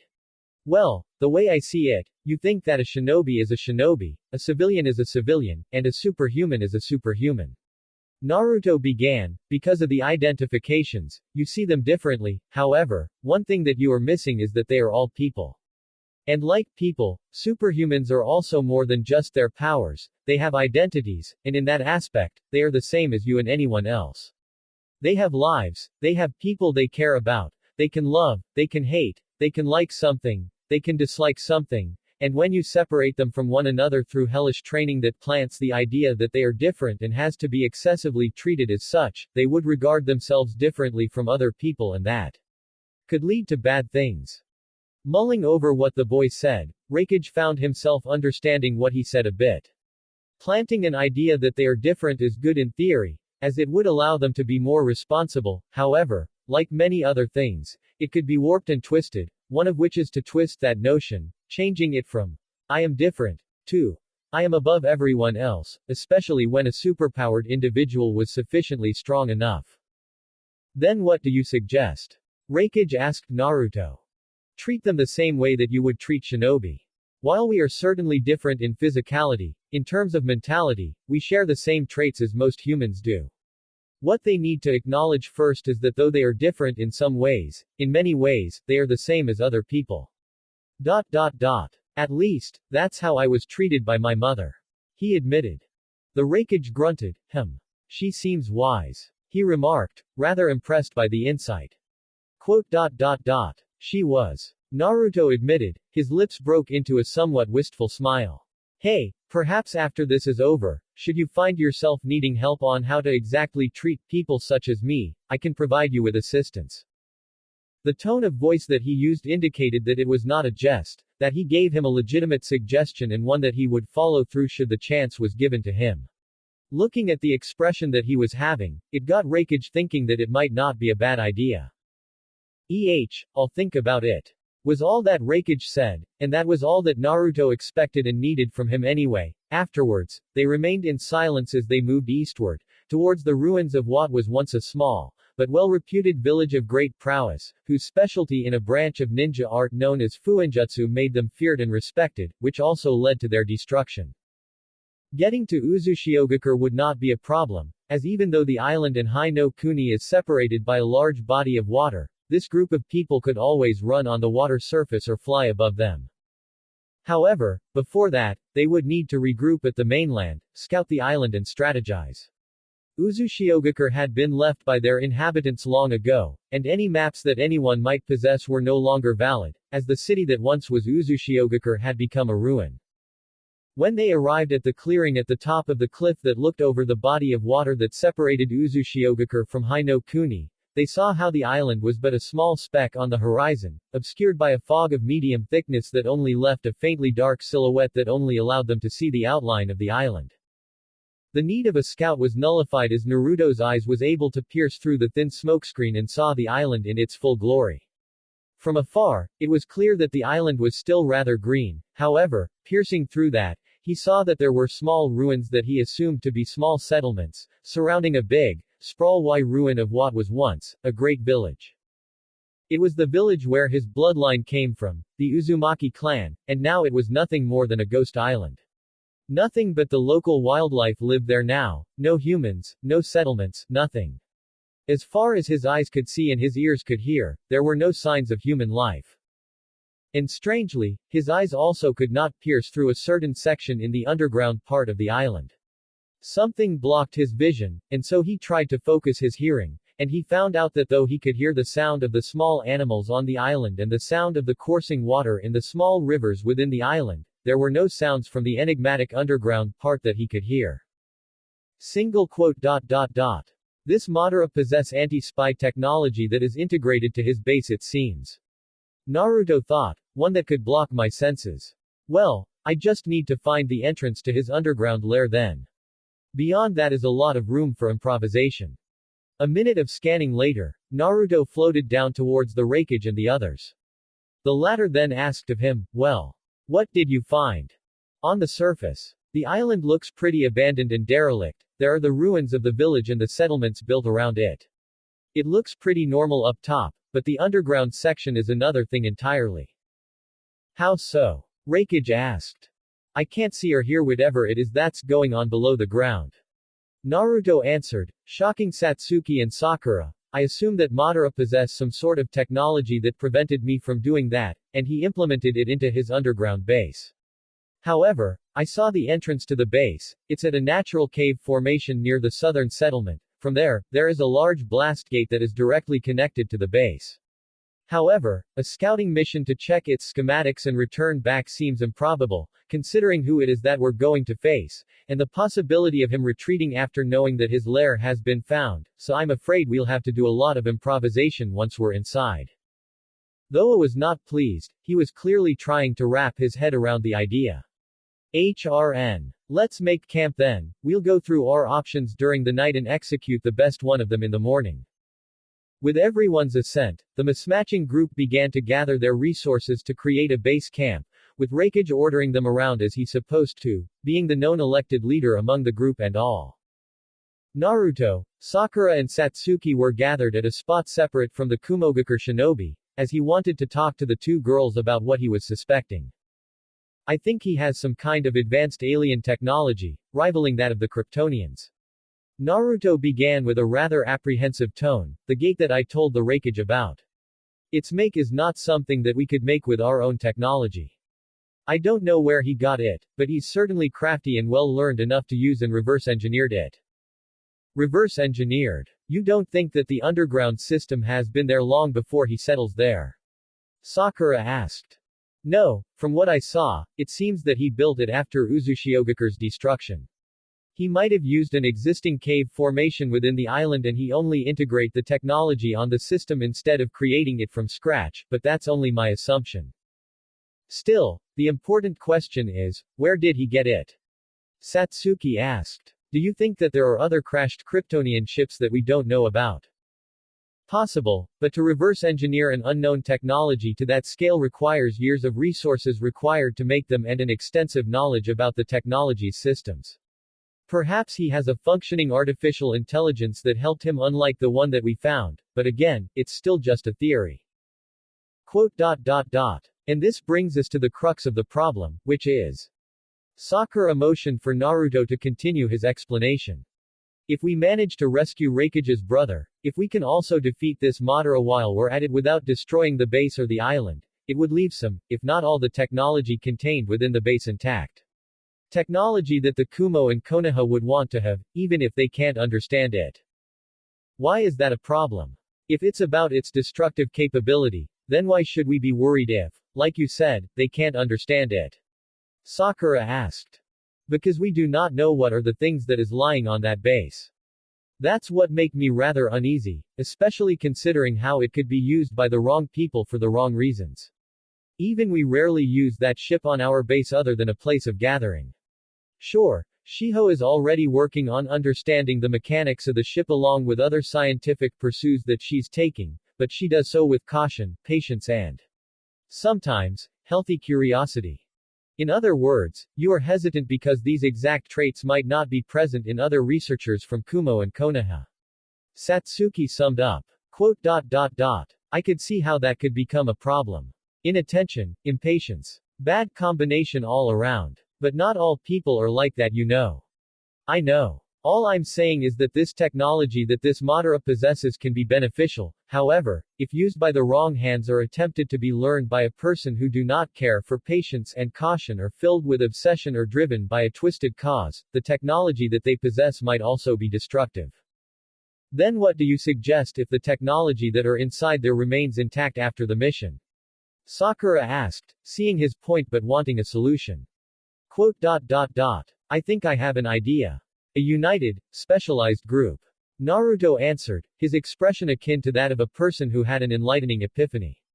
Not of shinobi or superhumans, mind you, but of people who are researchers, men and women of knowledge. It would be quite hard to gather these people, but perhaps with the budget, the resources and the base of operations, it could be done. They would be the ones who research the technology, and there would be representatives for each of the villages, but each of them would be working towards a common goal, which is the knowledge that they would gain. Though the idea sounded rather ludicrous, as researchers were not valued as much as combatants in the shinobi world, the method which he proposed was somewhat plausible. It's a good idea, but that kind of thing needs to be relayed to the 5 great village leaders, the Kages. Satsuki pointed out, and were not exactly rather chummy with one another. Naruto merely grinned and said, let's consider it as an obstacle instead of an impenetrable wall. If they want to study it, then they need to learn to cooperate with one another, that's the rule that must be imposed. But then he added, but you're right though. This needs to be discussed by all the leaders of the 5 great villages. For now, let's focus on keeping everyone in this mission alive. From very far away, a figure whose uncovered long hair was bright enough for her to be discouraged from stealth mission looked at the blonde, the raven and the pinkett who began to make their way to the camp that the Kumogakure shinobi had made. The redhead wanted the meeting between her and Naruto to be private. But with all that was going on, she did not have the right circumstance to acquire that intimacy in one-on-one interaction. Besides that, with her status as a widely known to be deceased woman, she would have trouble in introducing herself to her son, whom she had never met again in the 8 years timespan after his birth. I never took you as a coward before, Kushina. Kushina closed her eyes shut for a while before she responded to Kyuubi's other half, it's not. I'm just worried, okay. I want some one-on-one time with him, that's all. I'm not afraid to meet him. She was not one that would take being called a coward lightly. To her, it was something that angered her more than being called tomato-faced. However, in a circumstance where a mother had unwittingly abandoned her child due to a lie that she foolishly believed and chose to run away from the place that was the reminder of what she used to have or what he believed she could have had, it was understandable for her to have this much degree of anxiety crippling her mind. You know that your attempts to convince me only ever works for yourself, right? We share the same body, I can sense your fear. Yet why are you being controlled by it? So what if you were to show yourself in front of his friends? Why should that be a big deal? Because, Kurama, I don't want anyone else asking questions just because they're in the proximity. It's distracting, and rude. When he's alone, I'll go and meet him. Well, unless he's going to sleep with the Uchiha and the pink-haired girl on the same tent, I suppose your only chance is when he's asleep. Kurama said to Kushina, now that's quite a mental picture, isn't it? Kushina had to shut down the incoming train of thought that nearly invaded her mind. Just because he looked so similar to Minato combined with slender, densely built body, it doesn't mean that. You're thinking it. I am not. Kushina answered with a slight growl added to her mental voice. Single quote. Anyway, knowing that there is a half of you residing in his body. You once said to me that your other half would be different. Do you think that he's helping him from within at this moment? If he considers him worthy enough, certainly. Kurama answered, still, I find myself curious too. This son of yours develops his powers naturally during his time in your womb. Considering the relatively recent development of these superhumans, it's likely that it's a product of a massive energy manipulation that changed his genetic makeup along with those two and many others that are not yet known. Ever since he interacted with Obito's energy, Kurama had been coming up with theories as to how this change happened in the first place.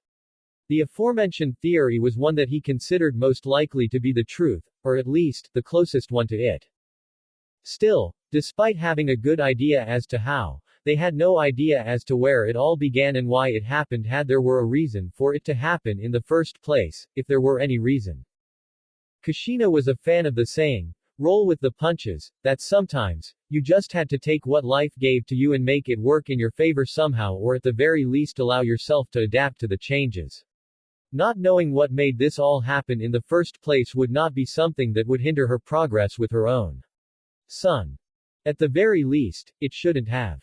But due to several reasons, she found herself hesitant whenever it regarded the son that she gave birth to but no longer that tightly bound by their blood relation anymore. I would say that you should just call him from here, let him come to you and then have a little chat with one another, but Kurama's remark showcased his knowledge about Kushina's current sentiment. She heard him sighing before he asked of her, tell me Kushina, what is the absolute worst thing that could happen? Single quote. Even without the, I'm no longer your biological mother, problem. Kushina began, the 6 years of absence. The first 2 years didn't count. I was not under the right mind to break free then, didn't have the power to do so either, but after what you did. I had no excuse for that, and I'm not going to even try to justify it. Because once you try to justify that, that's when you really become a bad person. Kurama completed her explanation. Exactly. Kushina said to Kurama, I just don't know how to begin all of this in a way that won't make it awkward mid-explanation and long after that. After a few moments of silence, Kurama said, you know that the possibility of that happening is actually quite high. It's better to just do it, grit your teeth, and bear the inevitable beginnings of a rocky relationship with him. Single quote. Thanks for your advice, Kurama, was how Kushina responded to his rather blunt advice. Hey, don't act soft on me now, you know that I don't dish out hopelessly hopeful advices. Kushina humored the idea of knowing the personality of Kurama's other half within Naruto. She toyed the idea of his other half being more tactful, if only for a chance to swap the two Biju personas with him. So these people are quite talkative, aren't they? Kyuubi's remark went unheard of for everyone else except Naruto thanks to how he's a living being residing inside his body. Looking around him, Naruto found that Kurama's remark was made of sarcasm, considering that none of the Kumo shinobi had taken the initiative to talk to him, nor did they wanted to talk more when he initiated it. He didn't blame them, most of them might see his assistance as nothing more than an insult, considering that the Raikage was the strongest man in the village and yet he sought help from a person from a rivaling village. Some of them might be veterans of the Third Shinobi World War II, so that would certainly explain their lack of openness. It didn't help that Raikage's brother, who he assumed to be the second strongest man in Kumo, considering his status as a Jinchuriki, was captured and taken by a person using the name of a legendary figure of Konohagakure. Right now, what's keeping them from being overly hostile is their knowledge of the result of his battle with the Kyuubi. A man who possessed the reputation of defeating a Biju was already a hell of an army deterrent, but add to the fact that he did it with his bare hands caused Naruto to earn their grudging respect, but not their fondness. It's not as if it's unexpected. Naruto responded back to Kyuubi's remark, knowing that it would take time and actions for them to not see him as a person with a high potential to be an enemy. Sure, the best thing that he could do for now was to make them see him as a powerful person who they don't want to be their enemy and more preferable as a friend, but maybe there was something that he could do to extend the bar a little bit. For now though, he would have to wait. As he and the others would need to meet with the Raikage and his subordinates to discuss the best plan of attack to be executed for the infiltration mission. The night had fallen, and Naruto, Satsuki and Sakura were entering the main tent where the numbers of high-ranked Kumogakure shinobi was convening. Him, being the leader of the team that was sent, made him the highest-ranked person of Konoha outside of Konoha, and thus the de facto leader of the team. The ninjas that were gathered at a small round table made out of the dirt of the earth through ninjutsu and the drawing of a map of Uzushiogakure looked at him, and he returned it with a courteous nod. Raikage, the man standing on the opposite side of the entrance, the man whom he saw first when he opened the tent flaps said, "Welcome. Come, let us begin." Nodding towards the Raikage, the three of them moved to the spot across the Raikage, with Satsuki flanking his right side and Sakura his left. Three of them, with their alien-like uniforms and their straight back that made them appear strong and filled with resolve made for quite an image to behold. However, I was not the kind of man who would be too hooked on such a thing to let the important matters pass by as time went on as it always does. Attention! Raikage exclaimed, making everybody's attention turn to him. This here is a map of the island. Though it is outdated, it's safe to assume that the layout of the island has not changed much since its destruction. The Raikage then pointed towards the X mark on the southern part of the island. This is the location of the gate that Kanzaki Naruto had seen. We will get through here since Madara has effectively blocked the boy's vision from the outside. Now, considering that we do not possess any schematics of the area, we are officially in the dark as to which way goes where in his base. He began, there are many possibilities that we cannot ignore. He might have set up some deadly traps for intruders, the pale men might be guarding every corners of the base, and he might even have a self-destructing machine set up in case of such an event like this. Therefore, my advice is for us to divide ourselves into two groups, the infiltration group and a group tasked to be a lookout. The infiltration group will consist of me, Kanzaki Naruto, Haruno Sakura, Uchiha Satsuki, Mori, Ira, Ginta and Amina. Raikage named off. Our individual offensive and defensive capability are, as Mori suggested, powerful enough to handle one of the pale men should they show up. The rest of you will wait in the proximity of the gate that the boy has mentioned. You are to remain there unless you are incapable to. Does anyone have any input on this? Permission to add something, Raikage-san. Naruto said. Go ahead. Raikage said with a nod. For the infiltration team, it's best if we stick together at all times. Should we find a branching path, let's not split up to cover more ground as safety is a more important thing to be considered compared to information. Naruto advised, as for the lookout team, I recommend leaving one of my own in case of a dangerous situation. HMPH, are you looking down on us, boy? Just because you have strange abilities, doesn't mean that we can't take care of ourselves. said a Kumogakure shinobi rather snidely. Naruto calmly turned to him and said, I apologize if I annoyed you with my concern. After all, what is this you are doing if not facing an unknown who had defeated Raikage's brother, a Jinchuriki, I might add, and capable of creating something which I can't even see from afar. I have no doubt that you are all experienced, but I will give all that I can to be of assistance, so if you are capable of being courteous, which I have no doubt in, then please, take my assistance. He's right. Raikage added. Inwardly, he was a bit annoyed at how the young Junin of his made such a remark when he knew that they were treading on an unknown ground. We need any assistance we can get. So, who will you choose to be on the lookout team? Sakura. Naruto turned to the pink-haired girl. Think you can keep them safe? She merely smirked and shrugged. As long as they let me do the heavy lifting when ninjutsu just doesn't cut it and can be of assistance should I require it, I'll be able to keep them safe. Naruto then turned to the Raikage, and with a nod, the big man said, I appreciate the help. Now, with Haruno Sakura on your lookout team, Roy, you will be with me in infiltration team. The man named Roy nodded in understanding, and it prompted the Raikage to say, we will mobilize at 4 a.m. sharp. Naruto, considering your constitution, you will be put as a sentry, keep watch over the base in our camp and keep us safe. 2 of my men will be on rotation schedule to geared along with you. Understood. Naruto said.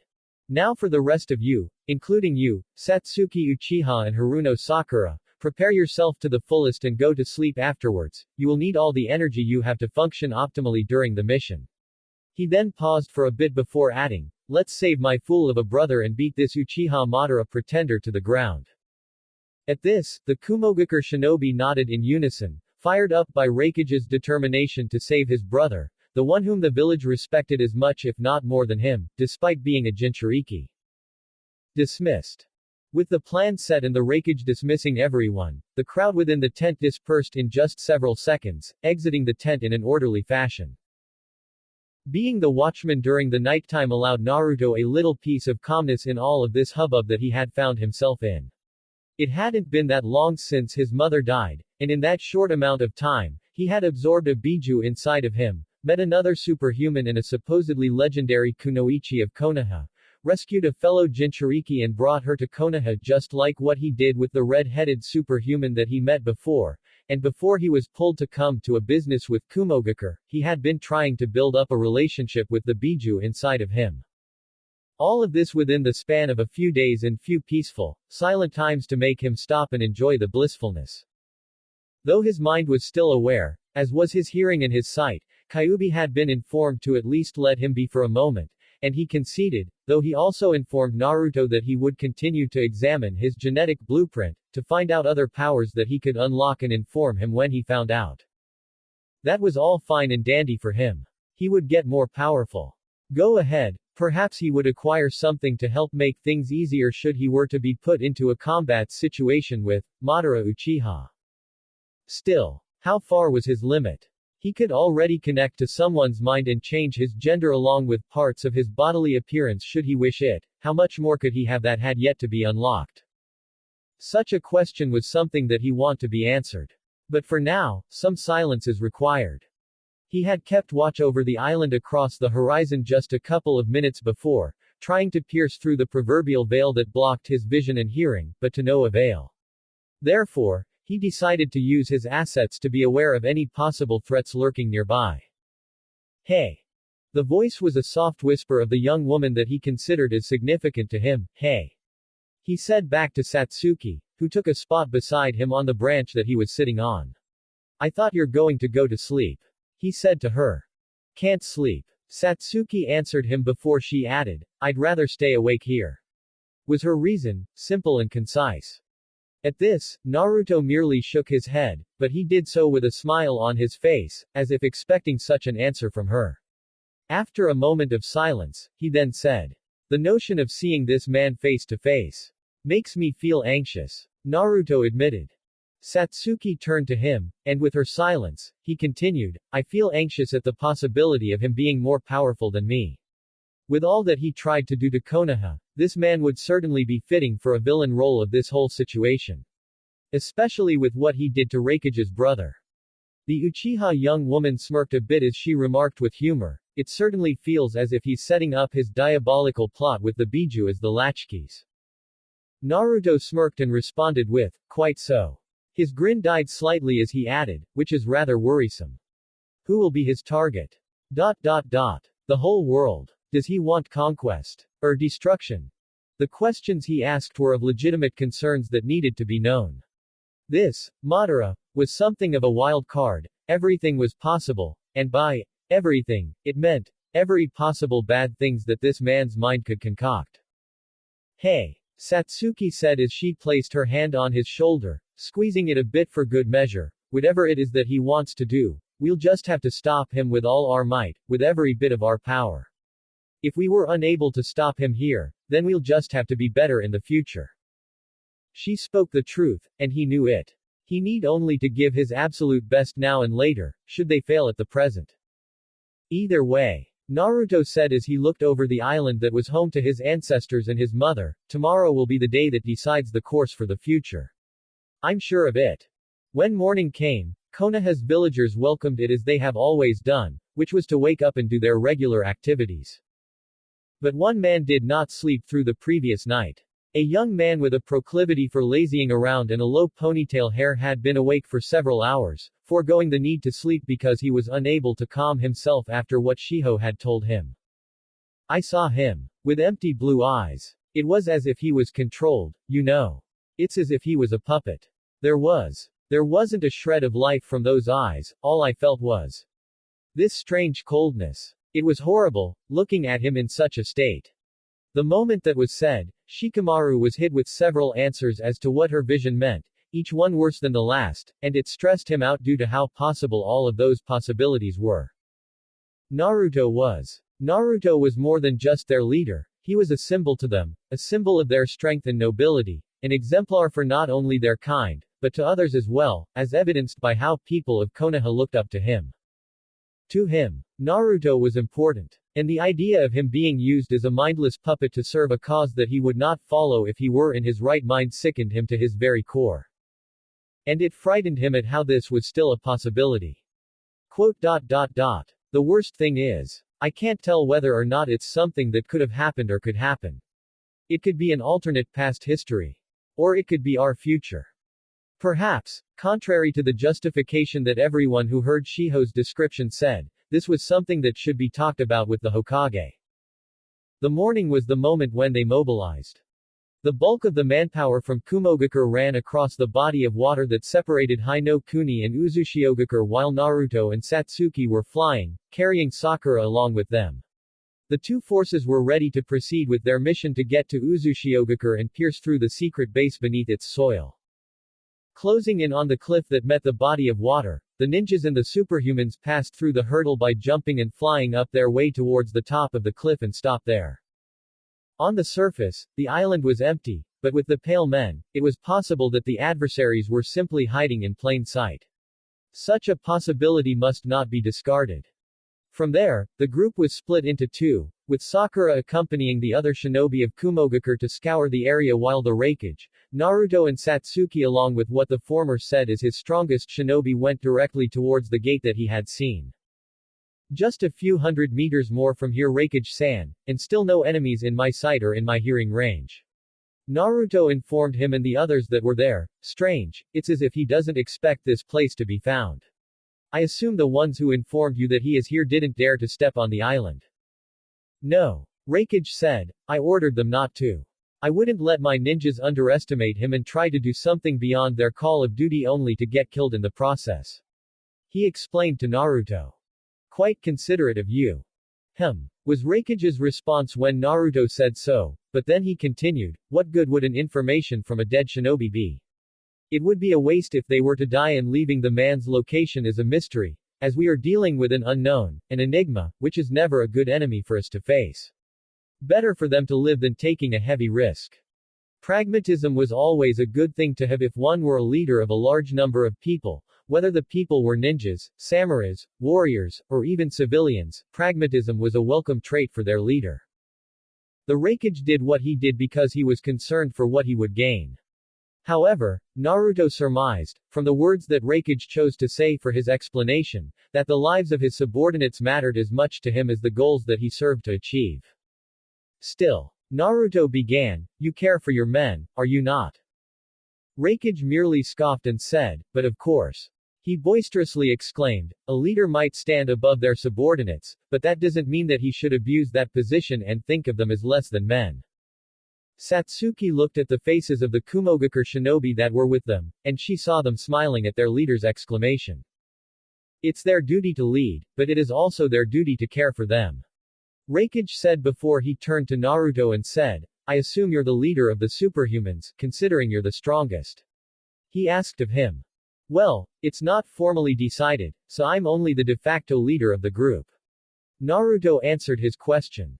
"Then you have to care for them and know when you have to use their skills and when to pull them away," was what the muscle-bound dark-skinned man said to him. "From what I have seen, it seems that you know your teammates quite well. That is good, you need to know the personalities of your subordinates to make good decisions in a situation such as this." The Raikage saw something within this Kanzaki Naruto. With his power, temperament, and character, he could see a promise of a great figure, greater than what he was as of this moment. A shadow looming over his present self, which represented the nigh infinite potential which he possessed. Though he was not a man who really believed in things such as destiny, Raikage thought he could see what the young man could become in the future. Either good or bad, he would become greater than anything that this world has ever known. He had the right temperament and talent for it. Naruto merely nodded. "Thanks for the compliment, Raikage-san," he said before he turned to face what was in front of him, and then he informed them all that they were here. They stopped in front of a cave entrance, one that was deep enough to create a veil of shadow that forbid the others besides Naruto to see through the depths of the cave. Naruto then showed them light. He extended his hand towards the darkness of the cave, and with a bit of concentration, the hand glowed with a brilliant blue light that illuminated the cave and scoured the darkness away. Bats flew out of the natural cave formation due to the brilliant light, forcing the others to shield themselves from some of the bat that hit them on the way out. After the last of the flying rodents were gone, Naruto said, "All right, follow me. The entrance is a bit far away from here." The hallways made out of sleek reflective metal, concrete and glasses were abandoned and deprived of illumination. All, save for one chamber, was seemingly empty, and in the occupied chamber, there were two people. One was suspended in a tank filled with orange liquid that was transparent enough for people to be able to see the one residing within. The other stood in front of the tank, watching at the man from below with a stern look on his face. "Your brother is coming." There was no reaction from the man in the tank, which was what he expected, considering his state, yet still he continued. "He's here to save you. I'm sorry to say that he has come too late to do anything for you." With a menacing red glow that was produced from the other man's body, the tank breathed life to the unresponsive man, and he convulsed chaotically, as if he were a recently deceased man being channeled a large amount of electricity through his veins, arteries and nervous systems. "We have already taken what was needed. Only a trace of the beast remained within you, and now." He cast a stern look over the man whose veins began to glow in a fiery orange shade. "Only wrath will drive you on. Blind wrath that will consume everything in your warpath." The other man began to walk away, but not before he left with a parting word. "See to the young girl in red first and foremost. She'll be your main target, along with your brother. Leave the young man in blue to me." From within the tank, a mind was awoken. A mind that was not the man he was before nor the whole of the beast that was once inside of him. A mind constrained but struggling to break free, driven to wreak havoc and spread chaos wherever and however he could. "How is it that you can make your hand glow like that?" asked the Raikage, truly curious by what he was seeing. "It's the same principle of my energy blast. I can channel it through any part of my body, though it is easier if it is an orifice, such as the eyes or mouth." Naruto answered, "Right now, my hand is actually quite hot to the touch as I'm keeping all the energy, and the heat, in my hand." He explained. "As to why it's blue, in case you want to ask, I don't really know myself." Afterwards, all of them continued their trek in silence. The darkness of the cave did not relent, even as they were drawing closer to the entrance of what was a massive base beneath the island. "We're here," said the most powerful of the known superhumans as they came across to a large blast door made out of metal that dwarfed them all in height and width. From the way that the walls of the cave looked like, it seemed that the massive gate was built to fit the size of the natural formation instead of the latter being modified to fit the size of the former. You didn't lie that it was massive. One of the Kumogakure shinobi remarked upon seeing the massive gate before him. Can you break this thing, Naruto Kanzaki? Reikage asked. I don't know. This material is a bit different from any known metals that we know of. Far more durable. And it seems to be locked, Naruto commented before he said, that said. I'm still going to try nonetheless, so stand back. They did so, and Naruto approached the gate with caution. He traced his hand over the metallic substance of the gate, as if feeling out the make of the massive construct, its density, its weight, and how much force he would need to exert to force it open. Let's make it easier, he thought, before he floated for a few meters above ground and channeled his energy unto his eyes and cut a vertical line in the middle of the gate, allowing for less cohesion between the two sides of the gate. Then, he placed his hands in the small gap between the blast door, and pulled them apart with sheer physical force. The blast gate that was at least twice as big compared to an old and powerful summoning animal, was being pried open with his bare hands, as if it weighed just like a normal-sized gate for him, and he didn't even look as if he was straining his muscles. Of course, considering how people told of how he lifted the Kyuubi itself with his bare hands, this should not be as much of a surprise as it was. But yet, at the sight of such a thing, those who had yet to see his power stood in awe at the show of his power. When the gap that was created was big enough for a group of people to come in at once, Naruto said, go on inside. Warily, all of them went inside the base through the gap and Naruto swiftly closed the massive door behind them all. The base was dark, as it was yet lit by anything that could produce light. Despite the lack of sight however, the team could feel that its structure was vastly different than the natural formation of rocks of the cave that they had just went through to get here. The floor was of cold, sleek steel, this they could feel from how the soles of their sandals interact with it. Naruto, light up the area, it's goddamn dark here, we don't know where to walk. Silently, Naruto did as was told, he channeled his energy towards his right hand and created a miniature blue sun to light the path ahead. They saw a great, massive hallway, leading to a darkness that the light from Naruto's burning hand could not pierce from such a distance. It was foreboding, as if a great monster was hiding from the veil of the darkness, a powerful one that could defeat them all should he show himself. But he didn't. The darkness was waiting, and it seemed to be inviting them to come in, to find what it was they were looking for and finally to pay the price for their intrusion to the dark place. This place spelled such premonitions upon their minds. Satsuki looked at the boy that was hers, and he showed an expression that she could understand the underlying meaning within. Do not worry, was what it said, I will protect you. And it calmed her down, winning over her trepidation. All right. Naruto said, let's. He stopped and swiftly turned towards the gate, as if he had just noticed something about it. Seeing this, and how his eyes were focused solely on the gate, the Reikage asked, what is it? Quote. Nothing. At least, I don't think it will be detrimental to the mission. Let's move in. Sakura never thought that he would see what would amount to a ghost town.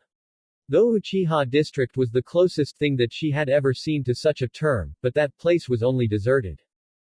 This village was thoroughly, utterly broken and abandoned. Nothing that could be recognized as a house or what was once great buildings where those of the higher class masses would call home were left standing during the process of the island village's destruction. Uzushiogakure had a feel of eeriness to it, as if this was a place that should be forgotten. However, it might be because of the scene of destruction that could be seen everywhere on the island. Where there was once people in their homes, now there was nothing but ruins upon ruins, the remains of what was once a great and powerful village, brought down by sheer force. Who destroyed this village, I wonder? Was what Sakura wondered out loud as she and a Kumogakure shinobi were standing upon a tree branch, overlooking the second biggest ruin in the surface of the island. The dark-skinned man with black hair beside her was silent for a second before he said, I think it was us. His answer made her turn to him, and looking at the attention that he had gotten, he said, I heard about the One Day Alliance. It was said that Kumogakure and Iwagakure joined forces during the interim between the Second and Third Shinobi World War and lay waste on the village with everything they got. Quote. What did this village used to have as a specialty? She asked. Uzushiogakure, though apparently was a great ally of Konoha in the past, was never a major subject to be studied at the academy. And so it made her wonder as to what could warrant such wanton destruction to be wreaked upon the village. Don't really know. The Kumogakure shinobi said, I think it has something to do with mastering a branch of jutsu that no one else could match. Whatever it was, it must have been something special. Sorry, I don't really pay much attention to other villages' history. Nah, it's alright. Sakura said to him. There was a moment of silence before he said, the name's Marui by the way. He added. Haruno Sakura. But I'm sure you heard that already.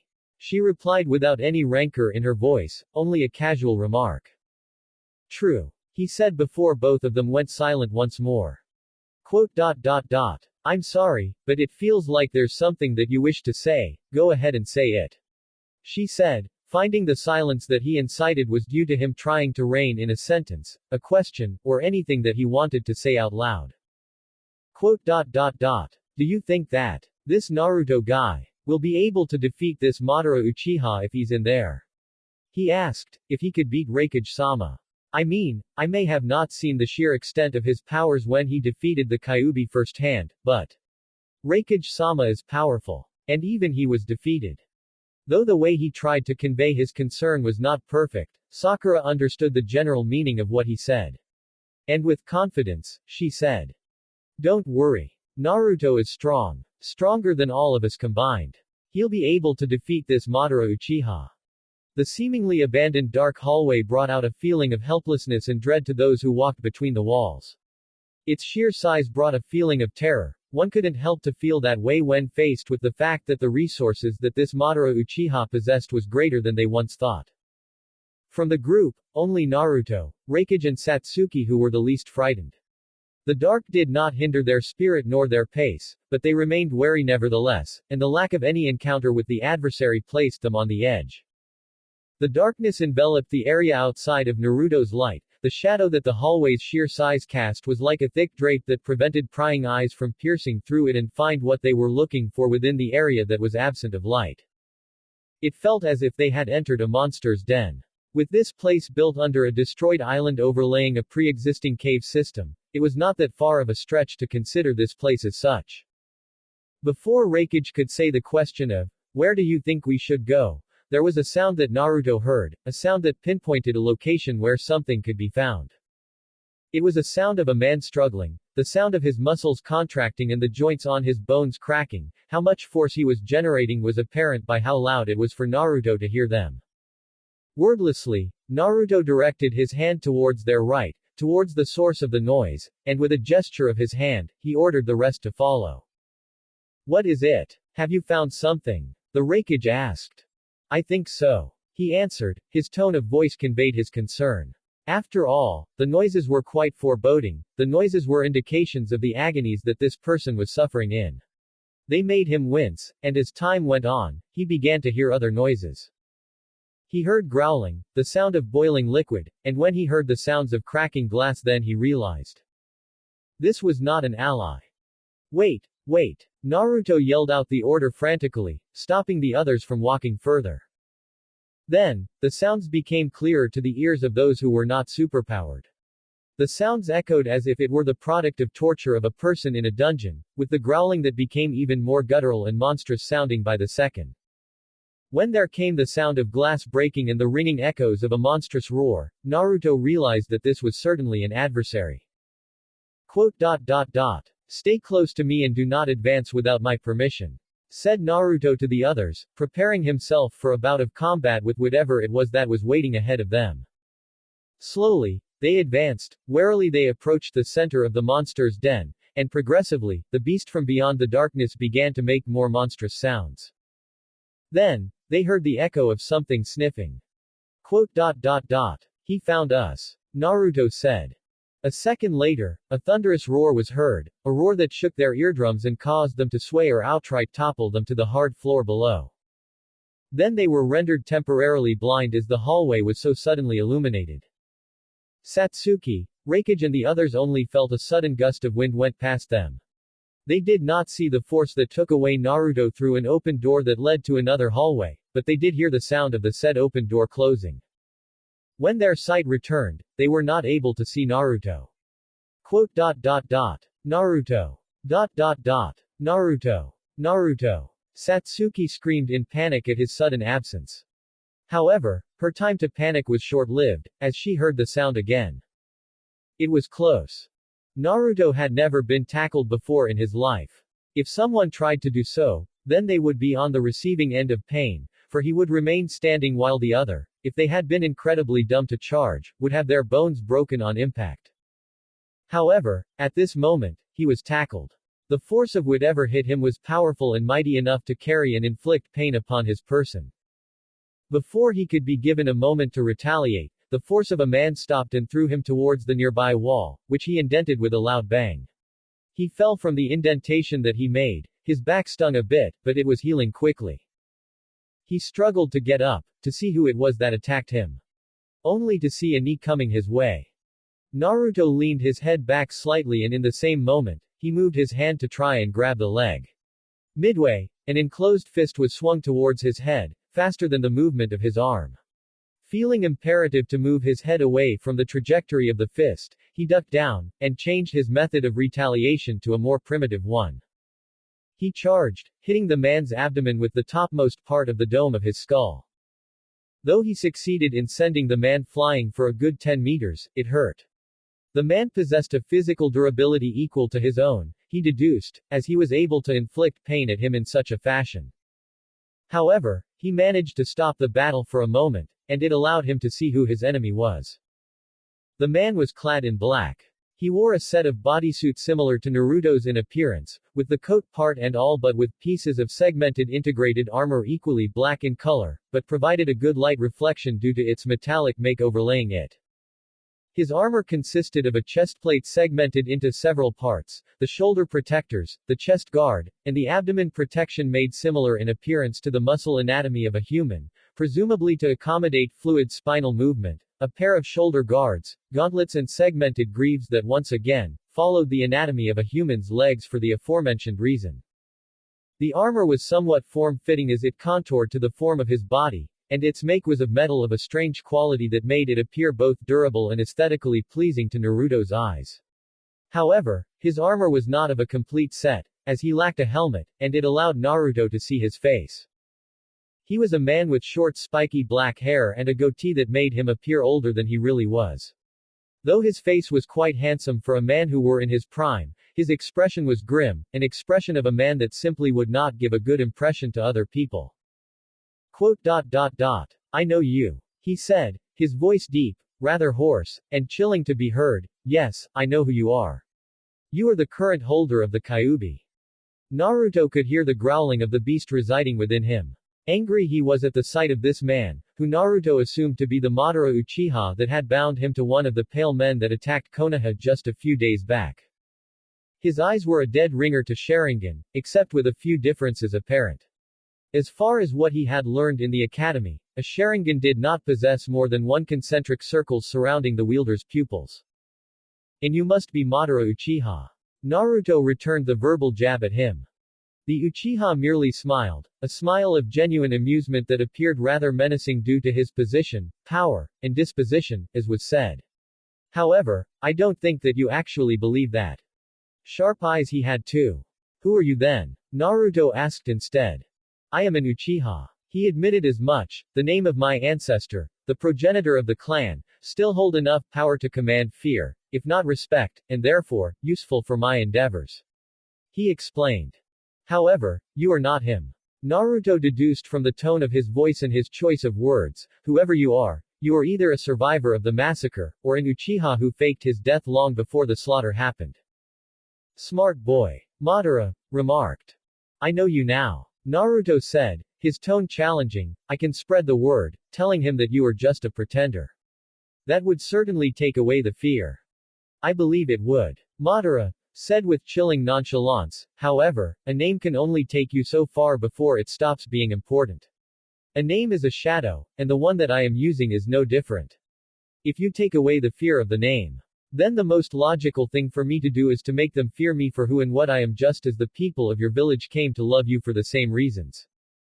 Like a pair of predators locking eyes with one another in a territorial dispute, Naruto and the Uchiha began to circle one another. Never once did they take off their sight from the other.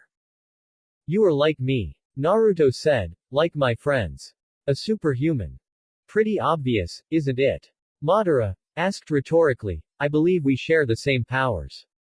Augmented physical capabilities, flight, energy discharge. However, that's not all there is there?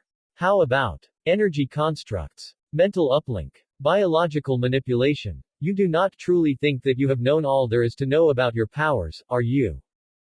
Quote. No. Naruto answered with slight hesitance. I know that there is a power within me that I have yet to touch upon, was his answer to the Uchiha. Well then, said Madara, as wisps of red energy substance began to form around him like an engulfing fire, a sign of the start of an incoming battle. I will make sure that you will not find out more.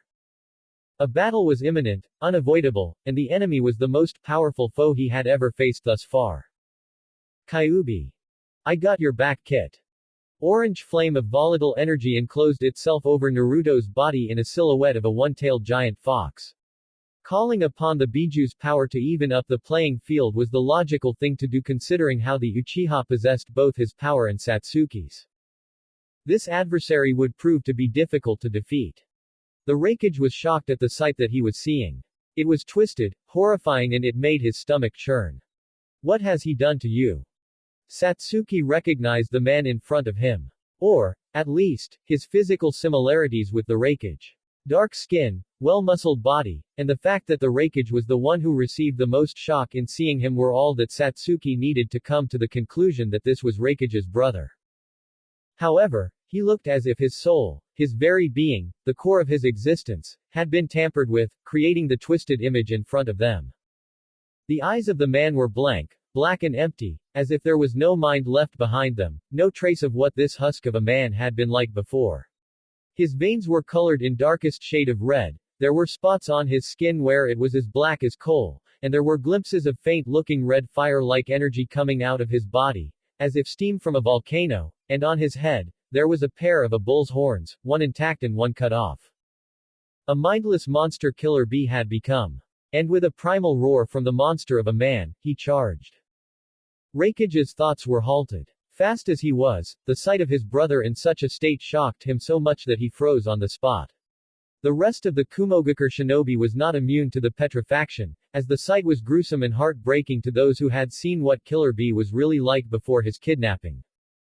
Satsuki was the only one that reacted. She generated an energy net, jumped over the charging bull of a man, dropped down behind him, channeled every bit of energy that she possessed and threw the monster away. She immediately summoned a set of energy armor. This was an inevitable fight, this she knew, but she also required some help from the ninjas who were still in shock. Raikage-san. Everyone. Come on. Whatever he was before, he's no longer someone you knew. He's been changed. The beast roared once again in defiance, and Satsuki gritted her teeth as she, despite the odds set against her, decided to weather the storm that was the beast who was once Raikage's brother. All the while, worrying over Naruto, whom she assumed to be in a precariously dangerous position at this moment. Blow by blow they dealt with one another. Not one of them hit the intended target, but all of them hurt the same. The air trembled by the sheer force they were exerting. And the power they wielded shook the room as if a lava cauldron at its tipping point. Naruto never fought a man like this Uchiha before, and the older, more experienced superhuman felt the same way. Pain was something that they could shake off, no matter how mortally wounding an attack was to a normal human being, but to both of them, the other's attacks were as powerful as they were exceedingly dangerous. The red aura that covered the Uchiha was something that could have given him an enormous advantage, had Naruto was not enveloped in Kyuubi's aura. It was similar in substance with Satsuki's energy discharge, that alone would prove himself equal to Naruto's strength, but with him possessing indomitable strength and durability equal to himself, Naruto found the Biju aura of the Kyuubi to be very helpful in this situation. He and Kyuubi shared the desire to hurt him. Naruto had the memories of a certain woman's dead body amidst a destroyed rubble. This man was responsible for that, and all the other deaths which he caused when his subordinates attacked Konoha with the Kyuubi. The latter's desire came from the injustice that was done upon him. Though he had grown to acknowledge the fact that humanity's fear regarding his kind would ensure their fates as captives, this man had the gall to actually affect his very being without his consent. To split one's essence in two was a rending experience. He intended to pay him back several-fold, and to fulfill that, he gave more and more of his power to Naruto, knowing that he possessed the power to truly give the Uchiha a fight. Their fists, kicks and assortments of their volatile powers met one another at the course of the fight. Loud was the reverberation that they caused. Each blow was destructive, equal to a minuscule natural disaster focused upon the movements of a humanoid body. Lightning fast was appropriate a term to be assigned to their movements, and the roaring thunders that came afterwards were deafening. The enclosed space proved to be quite durable, but even then, it began to dissolve under the strain that their powers were exerting. The circular room in which they were fighting in, the one that Naruto surmised to be as large as Training Ground 44 in its entirety, was created to fulfill Madara's desire to train himself and the pale men that he created. It was designed to withstand enormous strain, but the Uchiha did not count the sheer destructive capability that he and Naruto would wrought if they were to fight. If one were within the room, it would be difficult for one to see their movements as something more than just a sequence of kinetic explosions, of reverberating air that shook the surroundings. Their punches were terrible earthquakes, their energy discharges were unforgiving lightning storms, and their sheer speed was blinding flashes of light. Naruto caught the Uchiha's aura-coated fist with his hand, and with the other, he targeted his abdomen. Midway, he was stopped when the Uchiha batted his hand away. Naruto then moved his leg to exact a side-aligned kick directed to his head, but with the same arm that he used to bat his previous attack, the Uchiha blocked it. Naruto then looked straight to his eyes, and channeled his energy to create the blasts of blue energy that he used to fight the Kyuubi days ago. The Uchiha barely avoided it, and with that, Naruto headbutted his face in one swift move, pushing the Uchiha away, flew half a meter away from him, and charged straight at him, ending it with crashing the Uchiha's back into the durable wall of the room that was indented due to the sheer physical force that he exerted. He began with a right fist that landed right on his head, then he used his left that landed on the left side of his abdomen, and then he followed a rhythm of punches to pummel the Uchiha deeper and deeper into the dent. But midway, the Uchiha began to block his attacks, and on the 12th punch, he directed an attack towards Naruto's head, which he dodged at the very last moment. Then, the Uchiha charged back, and the fight began anew. All of that happened in the span of 5 seconds. The fight had been going on for at least 6 minutes. Their bout consisted of nearly 100 sessions of combat which normal humans could barely follow. They were like gods upon men. Their fight was nigh invisible to the eyes of normal human, and even the chamber which was designed to withstand natural disasters that were great in its magnitude was beginning to get unrepairable damages. They were natural disasters personified into two human bodies, two gods pitted against one another. However, even gods can be tired when pitted against one another. Naruto had not the experience of fighting a man of his caliber. Kyuubi was powerful indeed, but he was not as fast as this man was. He knew he needed to hit hard and move fast, and with the Kyuubi helping him, it was giving him an advantage against the Uchiha with his energy manipulation superpower. Both of them had not been providing any lethal openings for their respective opponent to exploit and end the fight with one swift move. They were equally matched in terms of their capability, but not for an extended period of time as the older man possessed more power than even he had. Naruto knew that he was getting into his breaking point, that the man's hits were affecting him more than he thought, but out of desperation and desire to hurt, he kept on going. The Uchiha, though he was also slightly battered and appeared to be somewhat affected by tiredness, was not as terribly tired as Naruto was. He was on losing ground, slowly but surely, he was sinking. The Uchiha's strange pair of Sharingan showed how much he knew of this. Naruto could not stop, for he was afraid that if he stopped, the Uchiha would take advantage of it. He kept on going, but he needed another plan, for this one was not working. I have an idea. It's dangerous, but, at this point, all we can do is to try it. 3 minutes beforehand. Satsuki's eyes became the incomplete Sharingan as she welcomed Killer Bee's charge with a powerful shield made out of energy that flickered the moment when the beast of a person hit the shield. She could not risk the beast to injure the people behind her. Not when the Raikage was still in shock at the sight of his brother, who had been changed for the worst. Swiftly as she made the shield, she turned it into a ball of purple flame, one much more volatile and dangerous than a normal red one. She controlled it as if it were an extension of herself, wrapping it over the beast of a man like a tornado which swirled upwards, as if a water spout. Summoning every available power she possessed in her reservoir of energy, she created a massive wall of purple flame and pushed Killer Bee away, creating a massive flame storm that left scorch marks upon the wall and floors of the area. Quickly, she turned to the Raikage and his men, and she saw something that made her scared. The Raikage was very, very pissed. If there were an appropriate time to call an expression as unholy fury, then it would be when Raikage collected himself enough to get himself from being shell-shocked and full-blown wrathful. Lightnings were crackling all over his body, creating a rather radiant blue glow that made him look even more menacing than he already was. He didn't speak a word. He only charged towards his transformed brother with a terrifying intensity, now seeing him as an enemy that he must defeat. Then, his men began to follow him. Relieved that she had some help in fighting against the beast, she quickly moved to provide assistance for the Kumogakure leader.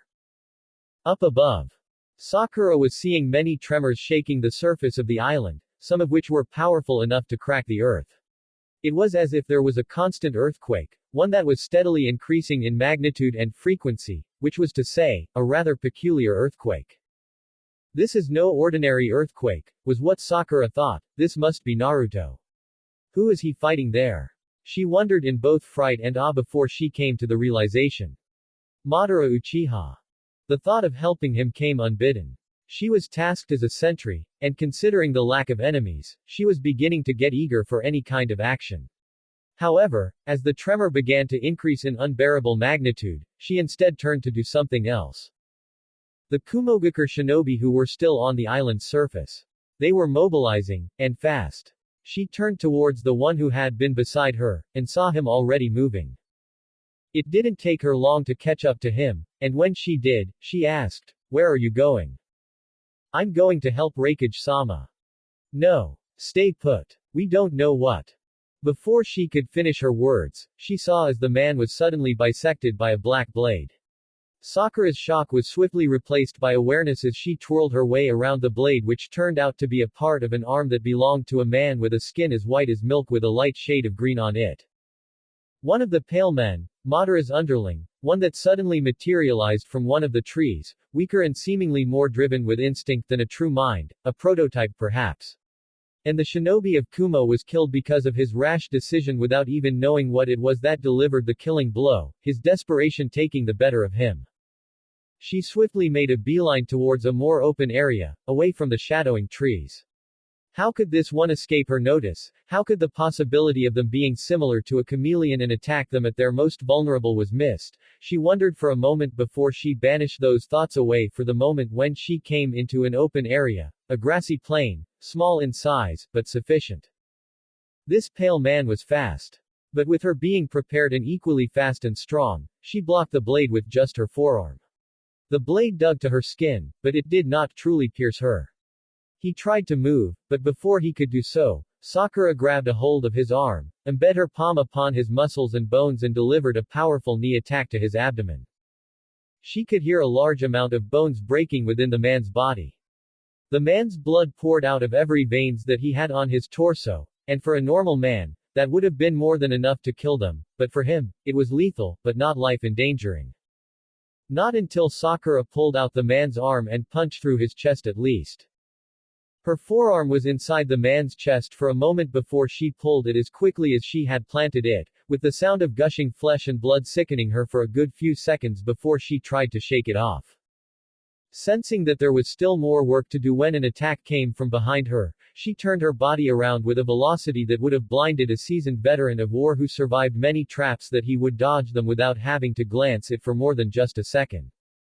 Her fist met a hammer, and then did she realize that these pale men were here all along, hidden amidst the environment, perhaps even large in numbers, larger compared to the group of shinobi came here.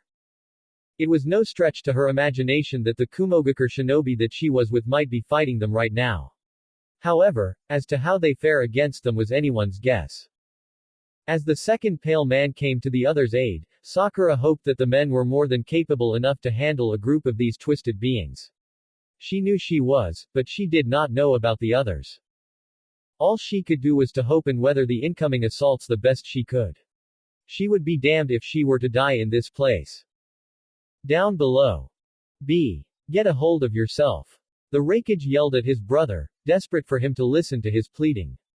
Though Satsuki was very doubtful about his brother being able to listen to what Raikage was saying.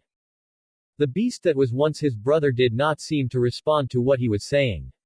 However, it looked at his once brother as if it were a threat and acted as if he were one, which, considering the lightning aura that he was exuding, was spot on and smart of the mindless man who was once his brother. Truth be told, she was certain that the Raikage was more of a threat to the beast than she was.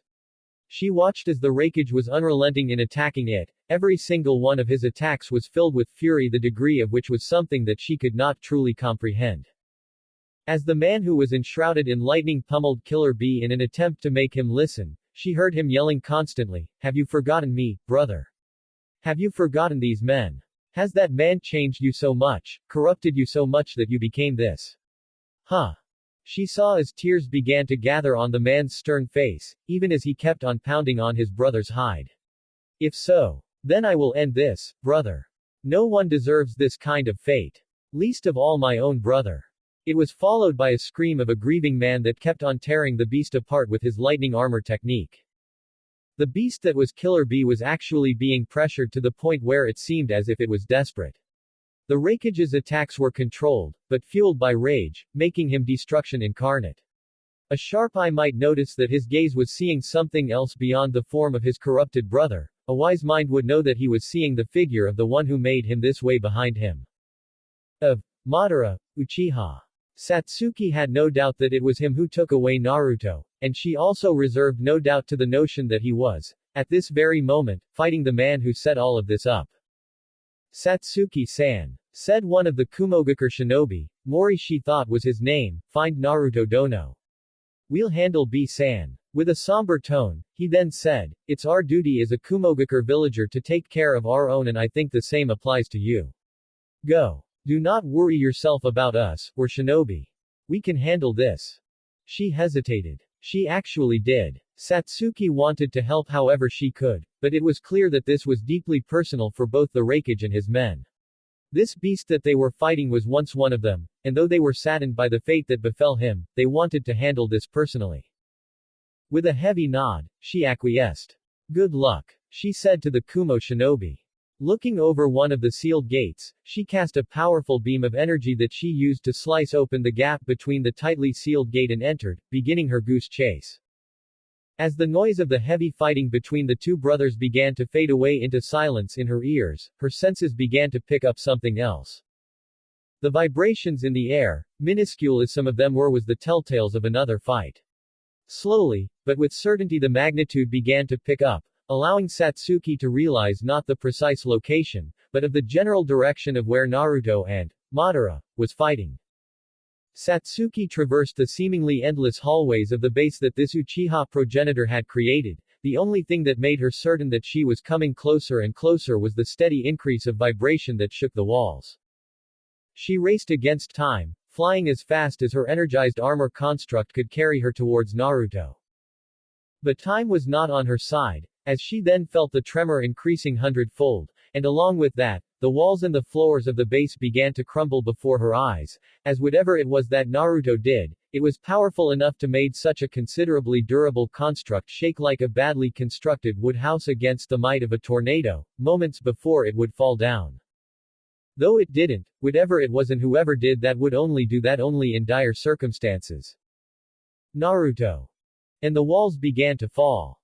A minute before. To play the weakened card was his best bet in getting the optimum result from this plan of his and Kyuubi's. He'd tire himself out and with the best of his abilities, take away half of Madara's energy reserve. He was holding back. By the gods, he was holding back.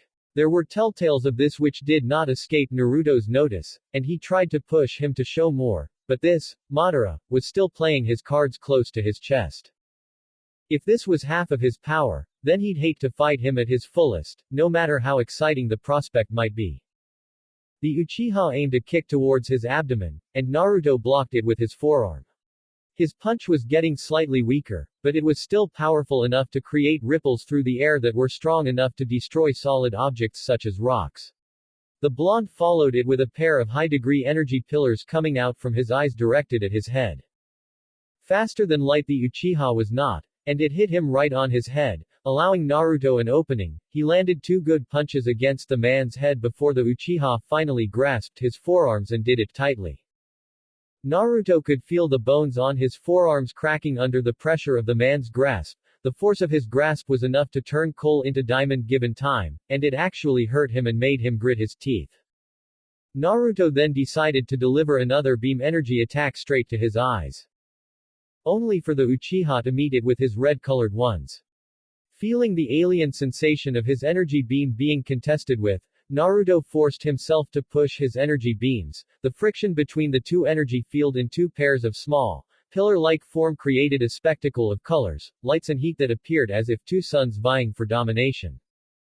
After a long struggle, the red came out triumphant, sending Naruto into a temporary blindness.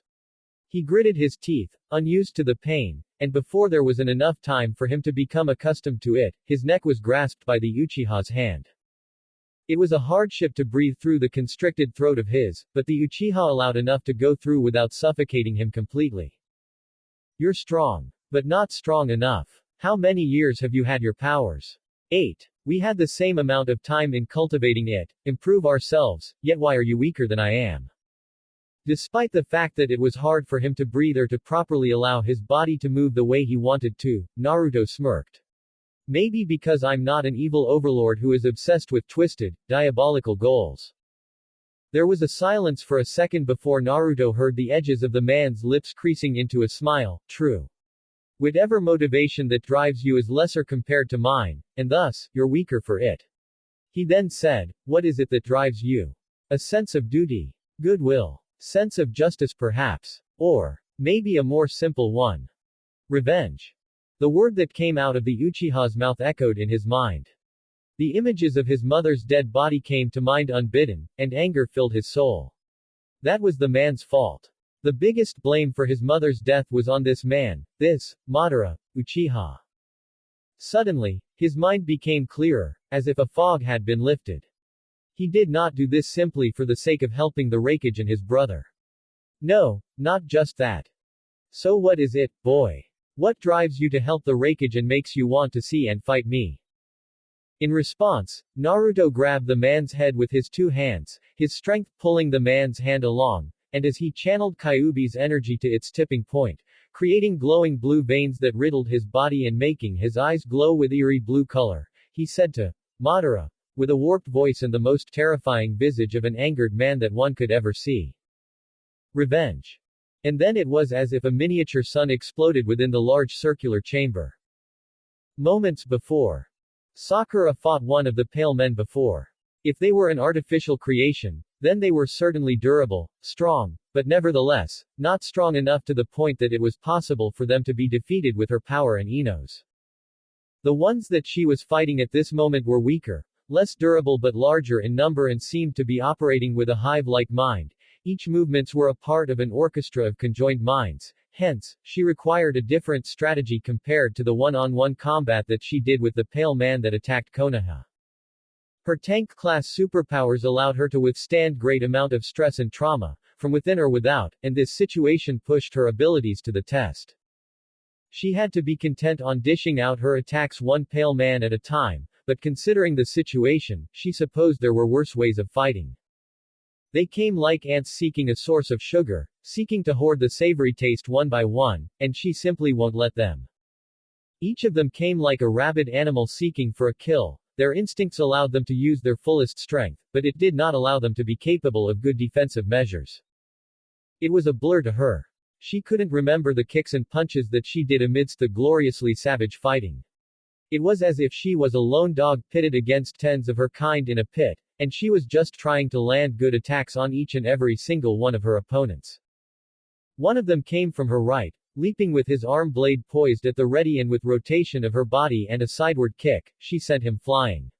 Another came from behind, his hammer hand pulled back to deliver a full force of physical trauma to her. As soon as she landed, she delivered another flying roundhouse kick to the hammer pale man. She suddenly got attacked from behind in midair, in a form of one of the pale man charging.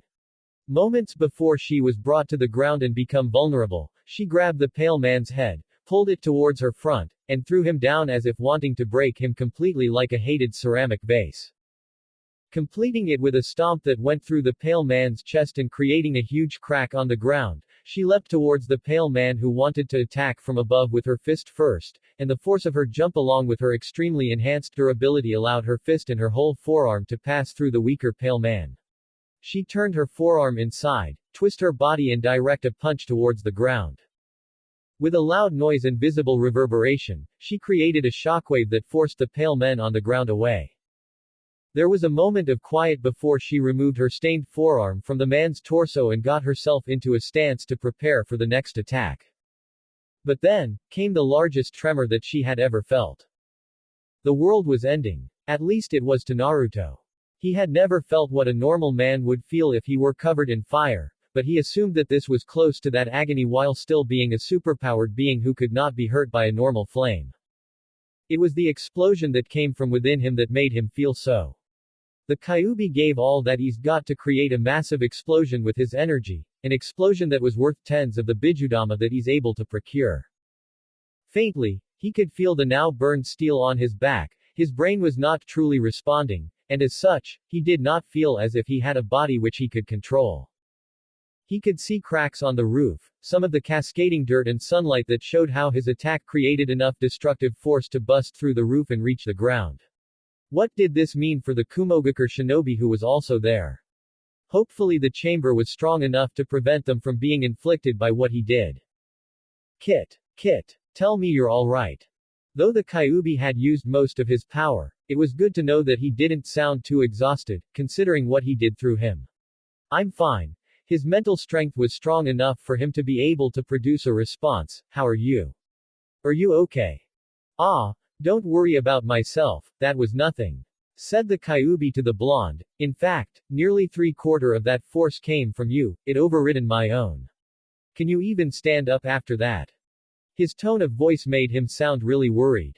However, considering the fact that he had dedicated more than half of his own remaining energy made him realize that in his anger, he drew so much from himself rather from the Kyuubi that he got himself exhausted.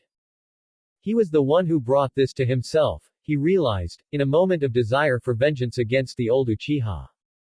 That reminded him of something that he realized he had failed to do when he was suddenly being picked up by a red energy in the form of a near-transparent mist, not unlike the aura that he had projected during their fight. Like a puppet on strings, he was controlled and rendered afloat in the air without his own power and volition, a first experience for him, one that he found discomforting and uncomfortable, as he could feel the restriction placed upon him to keep him that way. Out of the smoke, he saw the figure of the Uchiha, sooted by the dirt, ashes and other things earthly. His armor became dirty, and his rather fair skin was quite blackened and he was bleeding in several places on his body, but nevertheless, he still held a substantial amount of power within him, far more compared to Naruto's current amount in his reservoir. His right hand was extended towards his floating form, and though Naruto did not need further confirmation, this was the final proof that he needed to know of his other power. Telekinesis through energy construct. You son of a bitch. Naruto muttered with gritted teeth. Bold, if vulgar words, coming from a man whose life I hold in my hand. The Uchiha replied with amusement, his extended right hand covered in the red energy mist and he was slowly but surely curling it into a fist, but this is the end. When his hand was fully curled, Naruto screamed as the red energy the Uchiha exuded from his body was enveloping him with molecular-level destruction wrought across his whole being through the Uchiha's pseudo-telekinesis, giving him a level of agony that he had never felt before. Moments before, the sensation that Sakura felt was of a hand touching hers that was sticking out from a massive rubble due to the ground displacement that the tremor had caused. Her helper pulled her up, and with a gasp, she could finally breathe for air as the sunlight came down upon her. "Are you all right?" came the voice of a woman, one that she did not recognize and find as strange, considering that there were no kunoichi in the Kumogakure team. After getting used to the light of the sun, she saw another one, a red-colored one in the form of the woman's long hair that seemed to flicker like fire. Her red hair was complemented by her orange jacket and contrasted well with her black tank top, sandals and red pants, and her purple eyes was quite beautiful to gaze upon. Behind her, there were some Kumogakure shinobi who were injured in varying degrees. It reminded her about Marui, the poor shinobi who got attacked unaware and unprepared, and she was glad that his colleagues did not meet the same fate. Though she was glad, the woman in front of her was suspicious, and so, when she answered her question with, "I'm all right," she immediately continued it with, "Who are you?" She got a somewhat annoyed expression that made her think that the woman had been asked that question several times already and was beginning to get bored of it all. But, the red woman answered her nevertheless, "My name's Kushina, Uzumaki Kushina. This was once my home. In Uzumaki. A living one." Sakura now recalled the lesson at the academy that said in Uzumaki possess a bright red as their hair color, and with her long, fiery hair, Sakura believed her answer with little trouble. What brings you here?" Sakura asked, "Not that I don't appreciate your help, but I was nearby and thought I should help," was the woman's answer. She answered rather too fast, Sakura noticed, "But I apologize for the death of the one that you were with. I wasn't fast enough for him." Sakura's smile was one that was made of slight sadness. It's all right, I'm just glad that you managed to save the rest." A realization hit her. How did this woman knew of him? Where did she saw them? Wait, have you been? They were cut off by a scream that tore the air apart. A scream that sent a chill down Sakura's spine. Those who heard turned their heads toward the source of the scream, and they saw a gaping hole on the ground from which the scream came from. The scream was familiar to two sets of ears, and the two of them began to dash over. But the pink blur was beaten by the red one. Sakura could have sworn that she heard the Uzumaki woman muttering Naruto's name in unbridled concern. Moments before, when her surroundings began to crumble on top of her, she created a large dome that she used to surround herself in, protecting herself from the falling debris in varying sizes that threatened her life. When the tremor was over, she waited for 10 seconds before she busted herself out of the pile of rubble and into what was once an expansive hallway made of steel, made from something far more powerful and durable compared to the conventionally known ones. Even after surviving what was tantamount to a landslide, her mind was still hinged on only one person. She didn't even look back to the spot of destruction that she had been holed in as she began to flee to search for Naruto and the old Uchiha, either of whom she was certain was the cause of the massive explosion. Whoever it was that did it, it made her concern over Naruto's well-being exponentially increase nonetheless. The scale of energy discharge was too much, even for the scale of Naruto's power, and there was a pit in her stomach that made her think of the one calling himself as Madara, Uchiha. Could it be that Naruto was pushed to his limit and was forced to enact a last desperate measure to destroy him? The thought disconcerted her even more. And it was added when she heard the scream. It chilled her to her very core, as the sound was primal, guttural, as if the sound of a man in his last breath, waiting as the agony was eating him inside out. Wordlessly, and with more determination, she increased her power output towards the sound of the still screaming Naruto. If he felt that the world was ending before, now it felt as if it was actively, vehemently trying to take him down along with it as it was imploding into a non-existent state of being. Such a description was almost fitting to the agony that coursed through him. Nothing was closer, nothing could come close, and if his extremely durable body felt such pain, how much force was the Uchiha giving out for it to be sufficient to cause him this extreme degree of agony? If he were lucid, then he would be able to deduce that the power he was using might be equal to completely level a country. Not just to make everything on the surface disappear into a large expanse of dirt, but to create a giant crater, as if it were the result of an asteroid hit the area. His body bled profusely as his muscles were torn and every pieces of his bones were cracking, giving into the indomitable force that the Uchiha was exerting. Even his eyes and ears did not escape the unforgiving punishment as they were wrecked to an extent where if they were made of steel, they would not last a second, and though he lived still, it was as if he was half a step away from death. He couldn't even procure a thought to contact the Kyuubi. Then, the Uchiha was finally stopped by a continuous beam of energy that possessed the destructive force and heat of the sun hitting him on his chest. The attacker followed it with a powerful punch that made the small crack on the Uchiha's skull larger the moment her fist that was coated with a sphere made by the same energy that she used before as a beam. Naruto fell to the ground. A low volume sound of him grunting in pain was followed by the sounds of someone quickly coming over to him that they created an audible displacement of air but with a notable absence of the sounds of footsteps, and the sound of someone jumping down from one of the holes above. Naruto. A woman's voice, unfamiliar to his ears echoed. Naruto. Stay with me, okay. Don't. You. Pink-haired girl. Get him out of here now. Alright. Quickly, before he. Naruto's ears heard the sound of an explosion, then he felt his body being hoisted and carried before finally, he saw the light of the sun hitting his slowly closing eyes. Satsuki came through the wall just in time for her to see the glimpse of Naruto's body being carried by Sakura. From what she saw, Naruto was mortally wounded, everything on his body was bleeding and she swore that she saw some parts of his muscles were torn apart. Even the Kyuubi, a Biju, was not capable to inflict such a degree. It shocked her. But more than anything else, it angered her, so much so that her energy began to fluctuate wildly. Satsuki. She looked over the ones who were there, ignoring Sakura's cry, and found herself staring at a woman with red hair and purple eyes. Swiftly, she went towards her. Who are you? She asked as she approached her with the intent to strike. Wait, Satsuki. She's not an enemy, she helped the other Kumo shinobi, she's an ally. Sakura warned before her gaze turned towards the man that she was carrying, at how his breathing became even more subdued as the bleeding showed no sign of stopping. We have something more important. We need to get Naruto to safety and treat his wounds. Now.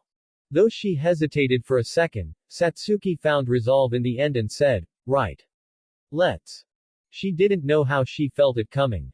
She had not seen the red energy that wounded Naruto, nor did she have any idea on how similar they are to her own purple ones, but the moment it began to move from the man inside the rubble towards Naruto, by sheer instinct, she created a shield that prevented him from doing further harm to Naruto. Kushina and Satsuki moved fast, even for Sakura's eyes to really follow, as the former charged with her fire-like energy covering her hands and the latter created several pointy-ended weapons to be shot towards the older Uchiha along with creating beam-like energy construct towards his way. Sakura took the opportunity to bail as she jumped towards the high hole above her, and when she surfaced, she heard a powerful explosion coming from below that shook the rest of the Kumo shinobi. The Pinkett looked at them with a glare and said, everyone. Retreat. Retreat. They complied without question or protest, even though she did not know whether it was because of the compelling quality of her voice or the sight of the physically broken Superman on her arms. Sakura followed suit. It was pure wrath that drove them, and at the core of their wrath was the image of the badly broken form of the young man named Naruto. They shared the same purposeful hatred against the one whom one of them knew as Uchiha Obito. Though he had appeared powerful in front of Naruto as he held his life in his hand, Obito knew that he was simply overpowered. Should the Uzumaki woman's fist hit him followed by the young Uchiha girl's energy constructs, he would not be able to give them the proper follow-up battle like the one he had with the Uzumaki boy. Tactical retreat was the best choice, no doubt of that, but he still had enough power to at least give a proper damage. So he evaded the attack, barely, as some of the energy weapon and the effect of Kushina's energy was able to give him some crippling damage. He didn't expect her to follow him so fast, however. She grabbed him by the neck, pinned him to the wall to the point where it was indented and repeatedly punched his abdomen to the point he could feel his intestines bleeding out due to the sheer force that she put behind them, enough to create a powerful reverberation through the surrounding air. He barely saw the incoming energy sword aimed at his head and barely avoided it, leading it to be embedded on the wall. But he did not manage to avoid the kick delivered by the Uchiha girl with her foot coated in energy armor that possessed a similar quality to the one that he could make himself and embedding his head upon the wall. His head was then being cooked by the sudden energy beam that the young Uchiha girl created, in addition to having his abdomen continuously pummeled. Truly, there was no hell like a woman scorned. and there was no greater circle of hell than facing two superwomen whose most important person he just severely wounded. It seems that the boy wounded me far more than I imagined, he thought. All right, calm yourself, he told himself, release a burst of energy and then an upward knee strike to his abdomen and an energy explosion to his back halted his thought processes for a moment before it came back with a vengeance. He gritted his teeth, the boy damaged him more than he thought it seemed. He then released a powerful pulse of energy that knocked back everything around him to 4 meters away, creating a safe distance between himself and his attackers. Before the two women could get their bearings back and continue with their pummeling, Obito had already moved himself to another dimension, escaping their wrath. When she saw Obito missing, her anger brought her to stomp the ground, creating a small crater and a substantial energy discharge colored in orange. Damn it. Damn it all. Where did he go? Satsuki screamed in disbelief and shock. He got away. Kushina said in a low, guttural tone of voice, as if the sound of an angered wild animal. The woman was gritting her teeth and her fists were clenched so tightly that she was close to cracking her own bones, with her orange-colored energy flickering as if a mist-like fire in a spherical shape. How could he have gotten away? We had him. It's one of his abilities, obviously. Kushina replied back with anger before she stomped her foot to the ground out of necessity lest she became completely consumed by her wrath, creating a small tremor by doing so. Fuck. Fuck. Fuck. And it was followed by 3 more stomps and 3 more tremors.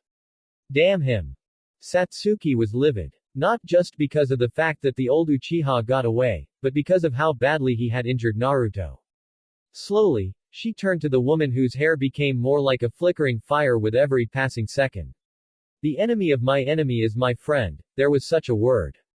At least this woman shared her hatred for the Madara. She approached her with caution and said to her when she was close enough. Are you a superhuman? I am. She answered, hesitantly and rather tiredly, but answered nonetheless, as if she had had a mental debate with her own conscience whether she should answer or not before deciding the former. And you're Makoto's daughter, are you not? Once again, the young Uchiha was caught by surprise to the point of speechlessness. She knew her mother. How? Who was this woman exactly? Before she could ask further however, there was a sound of explosion that came from a distance away. They looked at each other then, a silent conversation passed between the two of them before they nodded at the same time and launched themselves up into the air.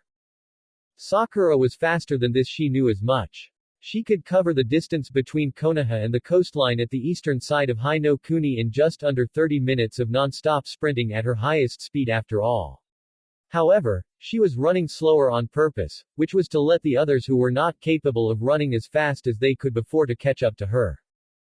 On her arms, Naruto's breathing was faint, and it was getting fainter by the passing second. She could also his body repairing itself, with bones slowly mending the cracks and the torn muscles being regrown, but all this effort in attempting to stay alive that his body was fighting for was not aided by the severe loss of blood that he was suffering from. He was drawing closer to death. Never had a notion of someone close to her truly dying on her watch came to her mind, nor did she ever think of the possibility of Naruto losing to anyone in a battle to the death. He was strong, very strong in fact, that she could not imagine someone even stronger. Panic was not the proper word to define her current feelings. It was not enough to convey the anger, the sadness, the sense of helplessness and the desire to both destroy and retreat that muddled in her brain like a twisted stew of emotions. Her body was on autopilot as she brought the wounded leader of her team towards a safe zone, away from the island, away from the one who defeated him so soundly and made him so broken. This mission had just turned for the worse that Sakura hoped it was the worst that would come. Midway towards the coastline leading that watched over Hi no Kuni across the large body of water, they heard an explosion, followed by a distant sound of sizzling electricity and thunder. Raikage. It has to be him, whoever it was that he's battling against. Its echoes was audible from a location far away from them, and the spectacle of roaring electricity that was lightning was very much visible on the blue sky. Fierce the fight seemed to be, it was as if a storm were raging, spewing thunders and lightnings everywhere.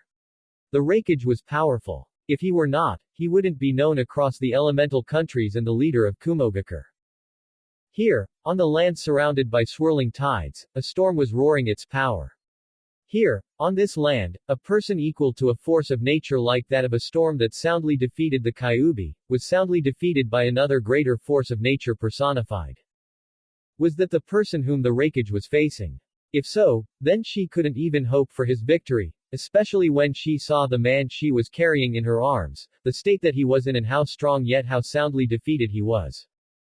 But then there were a pair of streaking lights, one colored in orange and the other in purple, heading towards the Raikage's position. Hope in her heart had been rekindled. Whoever or whatever he had become, Raikage knew that Killer B, his brother, was no more. The essence of the Biju that was crudely grafted to his very being had changed him into a demon that the creature that he once contained was, a bull-like man with grotesque proportions. With each seconds, he was becoming even more corrupted, and unlike him, the Raikage had no unlimited stamina and strength at his side. It had been enough to draw the monster's attention solely to him and sparing those who came with him from Killer B's unguided wrath, but he knew that it would not be enough to defeat him. Though small, it was as if all of the Biju's power was contained in a compact manner within a body only slightly larger than that of an average human being, making it very hard for Raikage to fight, since there were no tactics that expected a situation that pitted one against a slightly larger than normal-sized enemy with a reservoir of raw energy surpassing that of a cage controlled in an unorthodox manner that few had seen let alone faced. He had improvised every tactics that he had in his reservoir, risked close calls that his subordinates had to suffer from, but he had an idea that nothing but sheer raw power could defeat this monster. A battle of attrition was the only way for him to have a chance to win. However, he did not have enough power. He was not as good as his father was, and even that legendary man could only force the battle with Hachibi to a draw instead of defeating him outright. And reason could not prevail against the modifications that the Uchiha had done to his brother. All he could do was to fight him, to kill him. Even that, however, he was incapable of doing. He even lost a large part of his left arm in the process. The bloody stump that was once his left forearm that connected his elbow to his hand had been torn apart during the fight with the beast. Not that the loss prevented him from fighting the beast, but it certainly was a hindrance to say the very least. All that he could remember with clarity before the explosion made way for sunlight to break through holes made in the roof and the hallways that were busted up due to whatever it was that the Superman Naruto was doing was Killer B was the creation of the big black ball of energy that the beast was preparing to shoot right at him. Though he avoided it with but a hair's breadth away, his ears were deafened by the noise and his skin were partly burned due to the heat residue that came from the energy explosion. He forced himself up with his remaining arm. The sunlight hit his whole body, and the enemy that was once his brother still reigned as the sole victorious figure in the prolonged fight that they had been having. A roar came from the beast's throat, a primal roar of territorial nature that broke the Raikage's heart, for it came from his brother. He had truly lost him.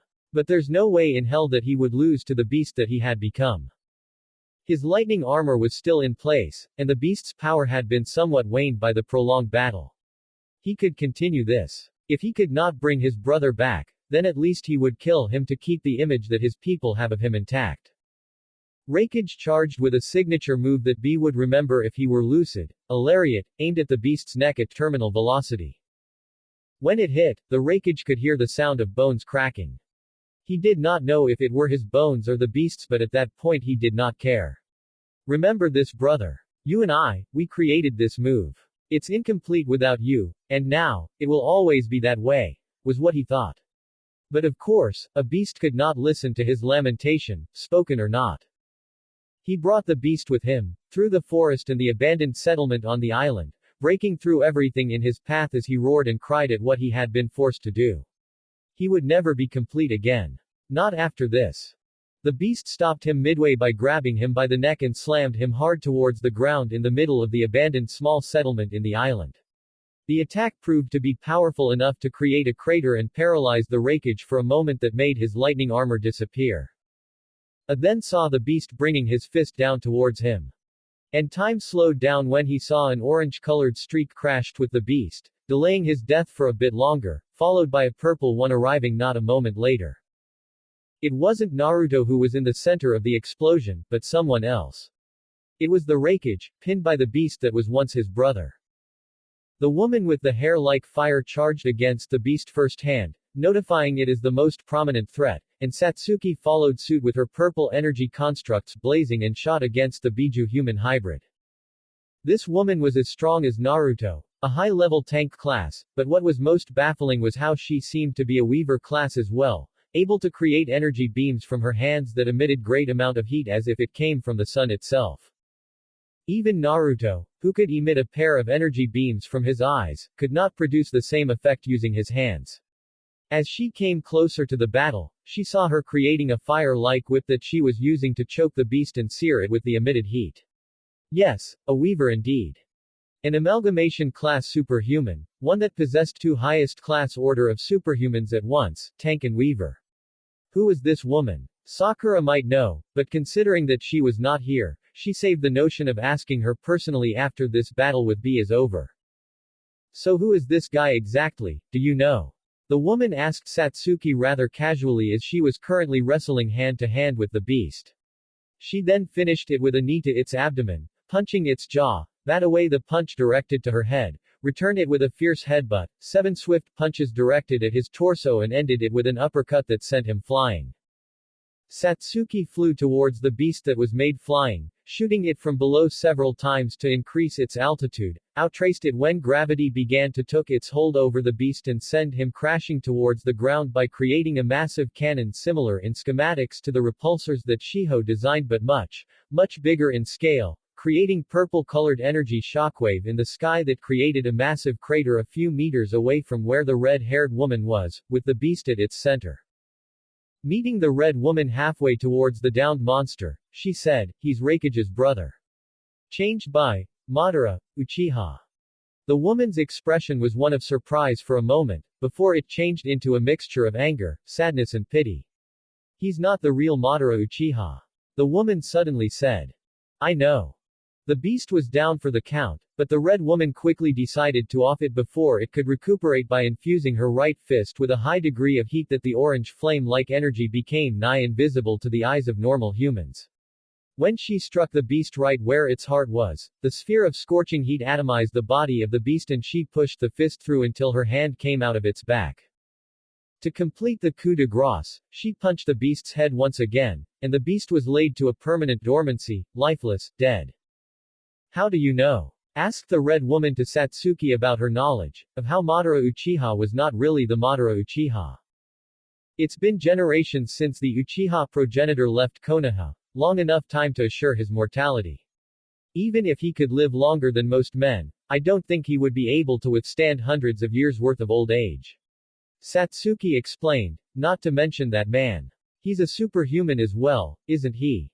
We are something that only happened recently. That's why I know it couldn't be Madara." She saw the woman smiling a bit before saying, "Well, you happen to be right. That man was not Madara Uchiha of old. He's someone else. Mind telling me who?" The voice of the Raikage, who was grabbing the stump that was once his left forearm, made them turn towards the man who was still standing and looked indomitable despite the grievous wounds that he had attained from the fight he had with the creature that was once his brother. He approached the corpse of the beast and forlornly looked at it before he said, "Because I swear on my brother's life that I will see that man be killed someday." One could hear the rawest emotion available to man coming out from within him when he spoke those words. "His name's Obito Uchiha," answered the red woman. "I shall endeavor to remember that name."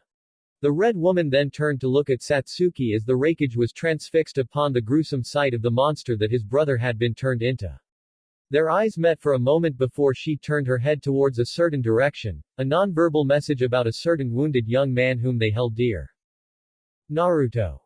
Placing Naruto upon the slab of stone that a shinobi with earth element had kindly provided, Sakura let the medic nin whose injuries were not severe see the extent of his injuries along with his rate of recovery.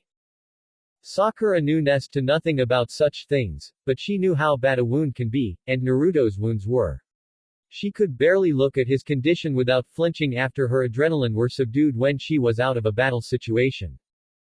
If he were a normal man, he would have been dead hundreds of times, but no, his strength and durability kept him alive. Barely, but alive. And he was struggling to keep himself that way, to become better.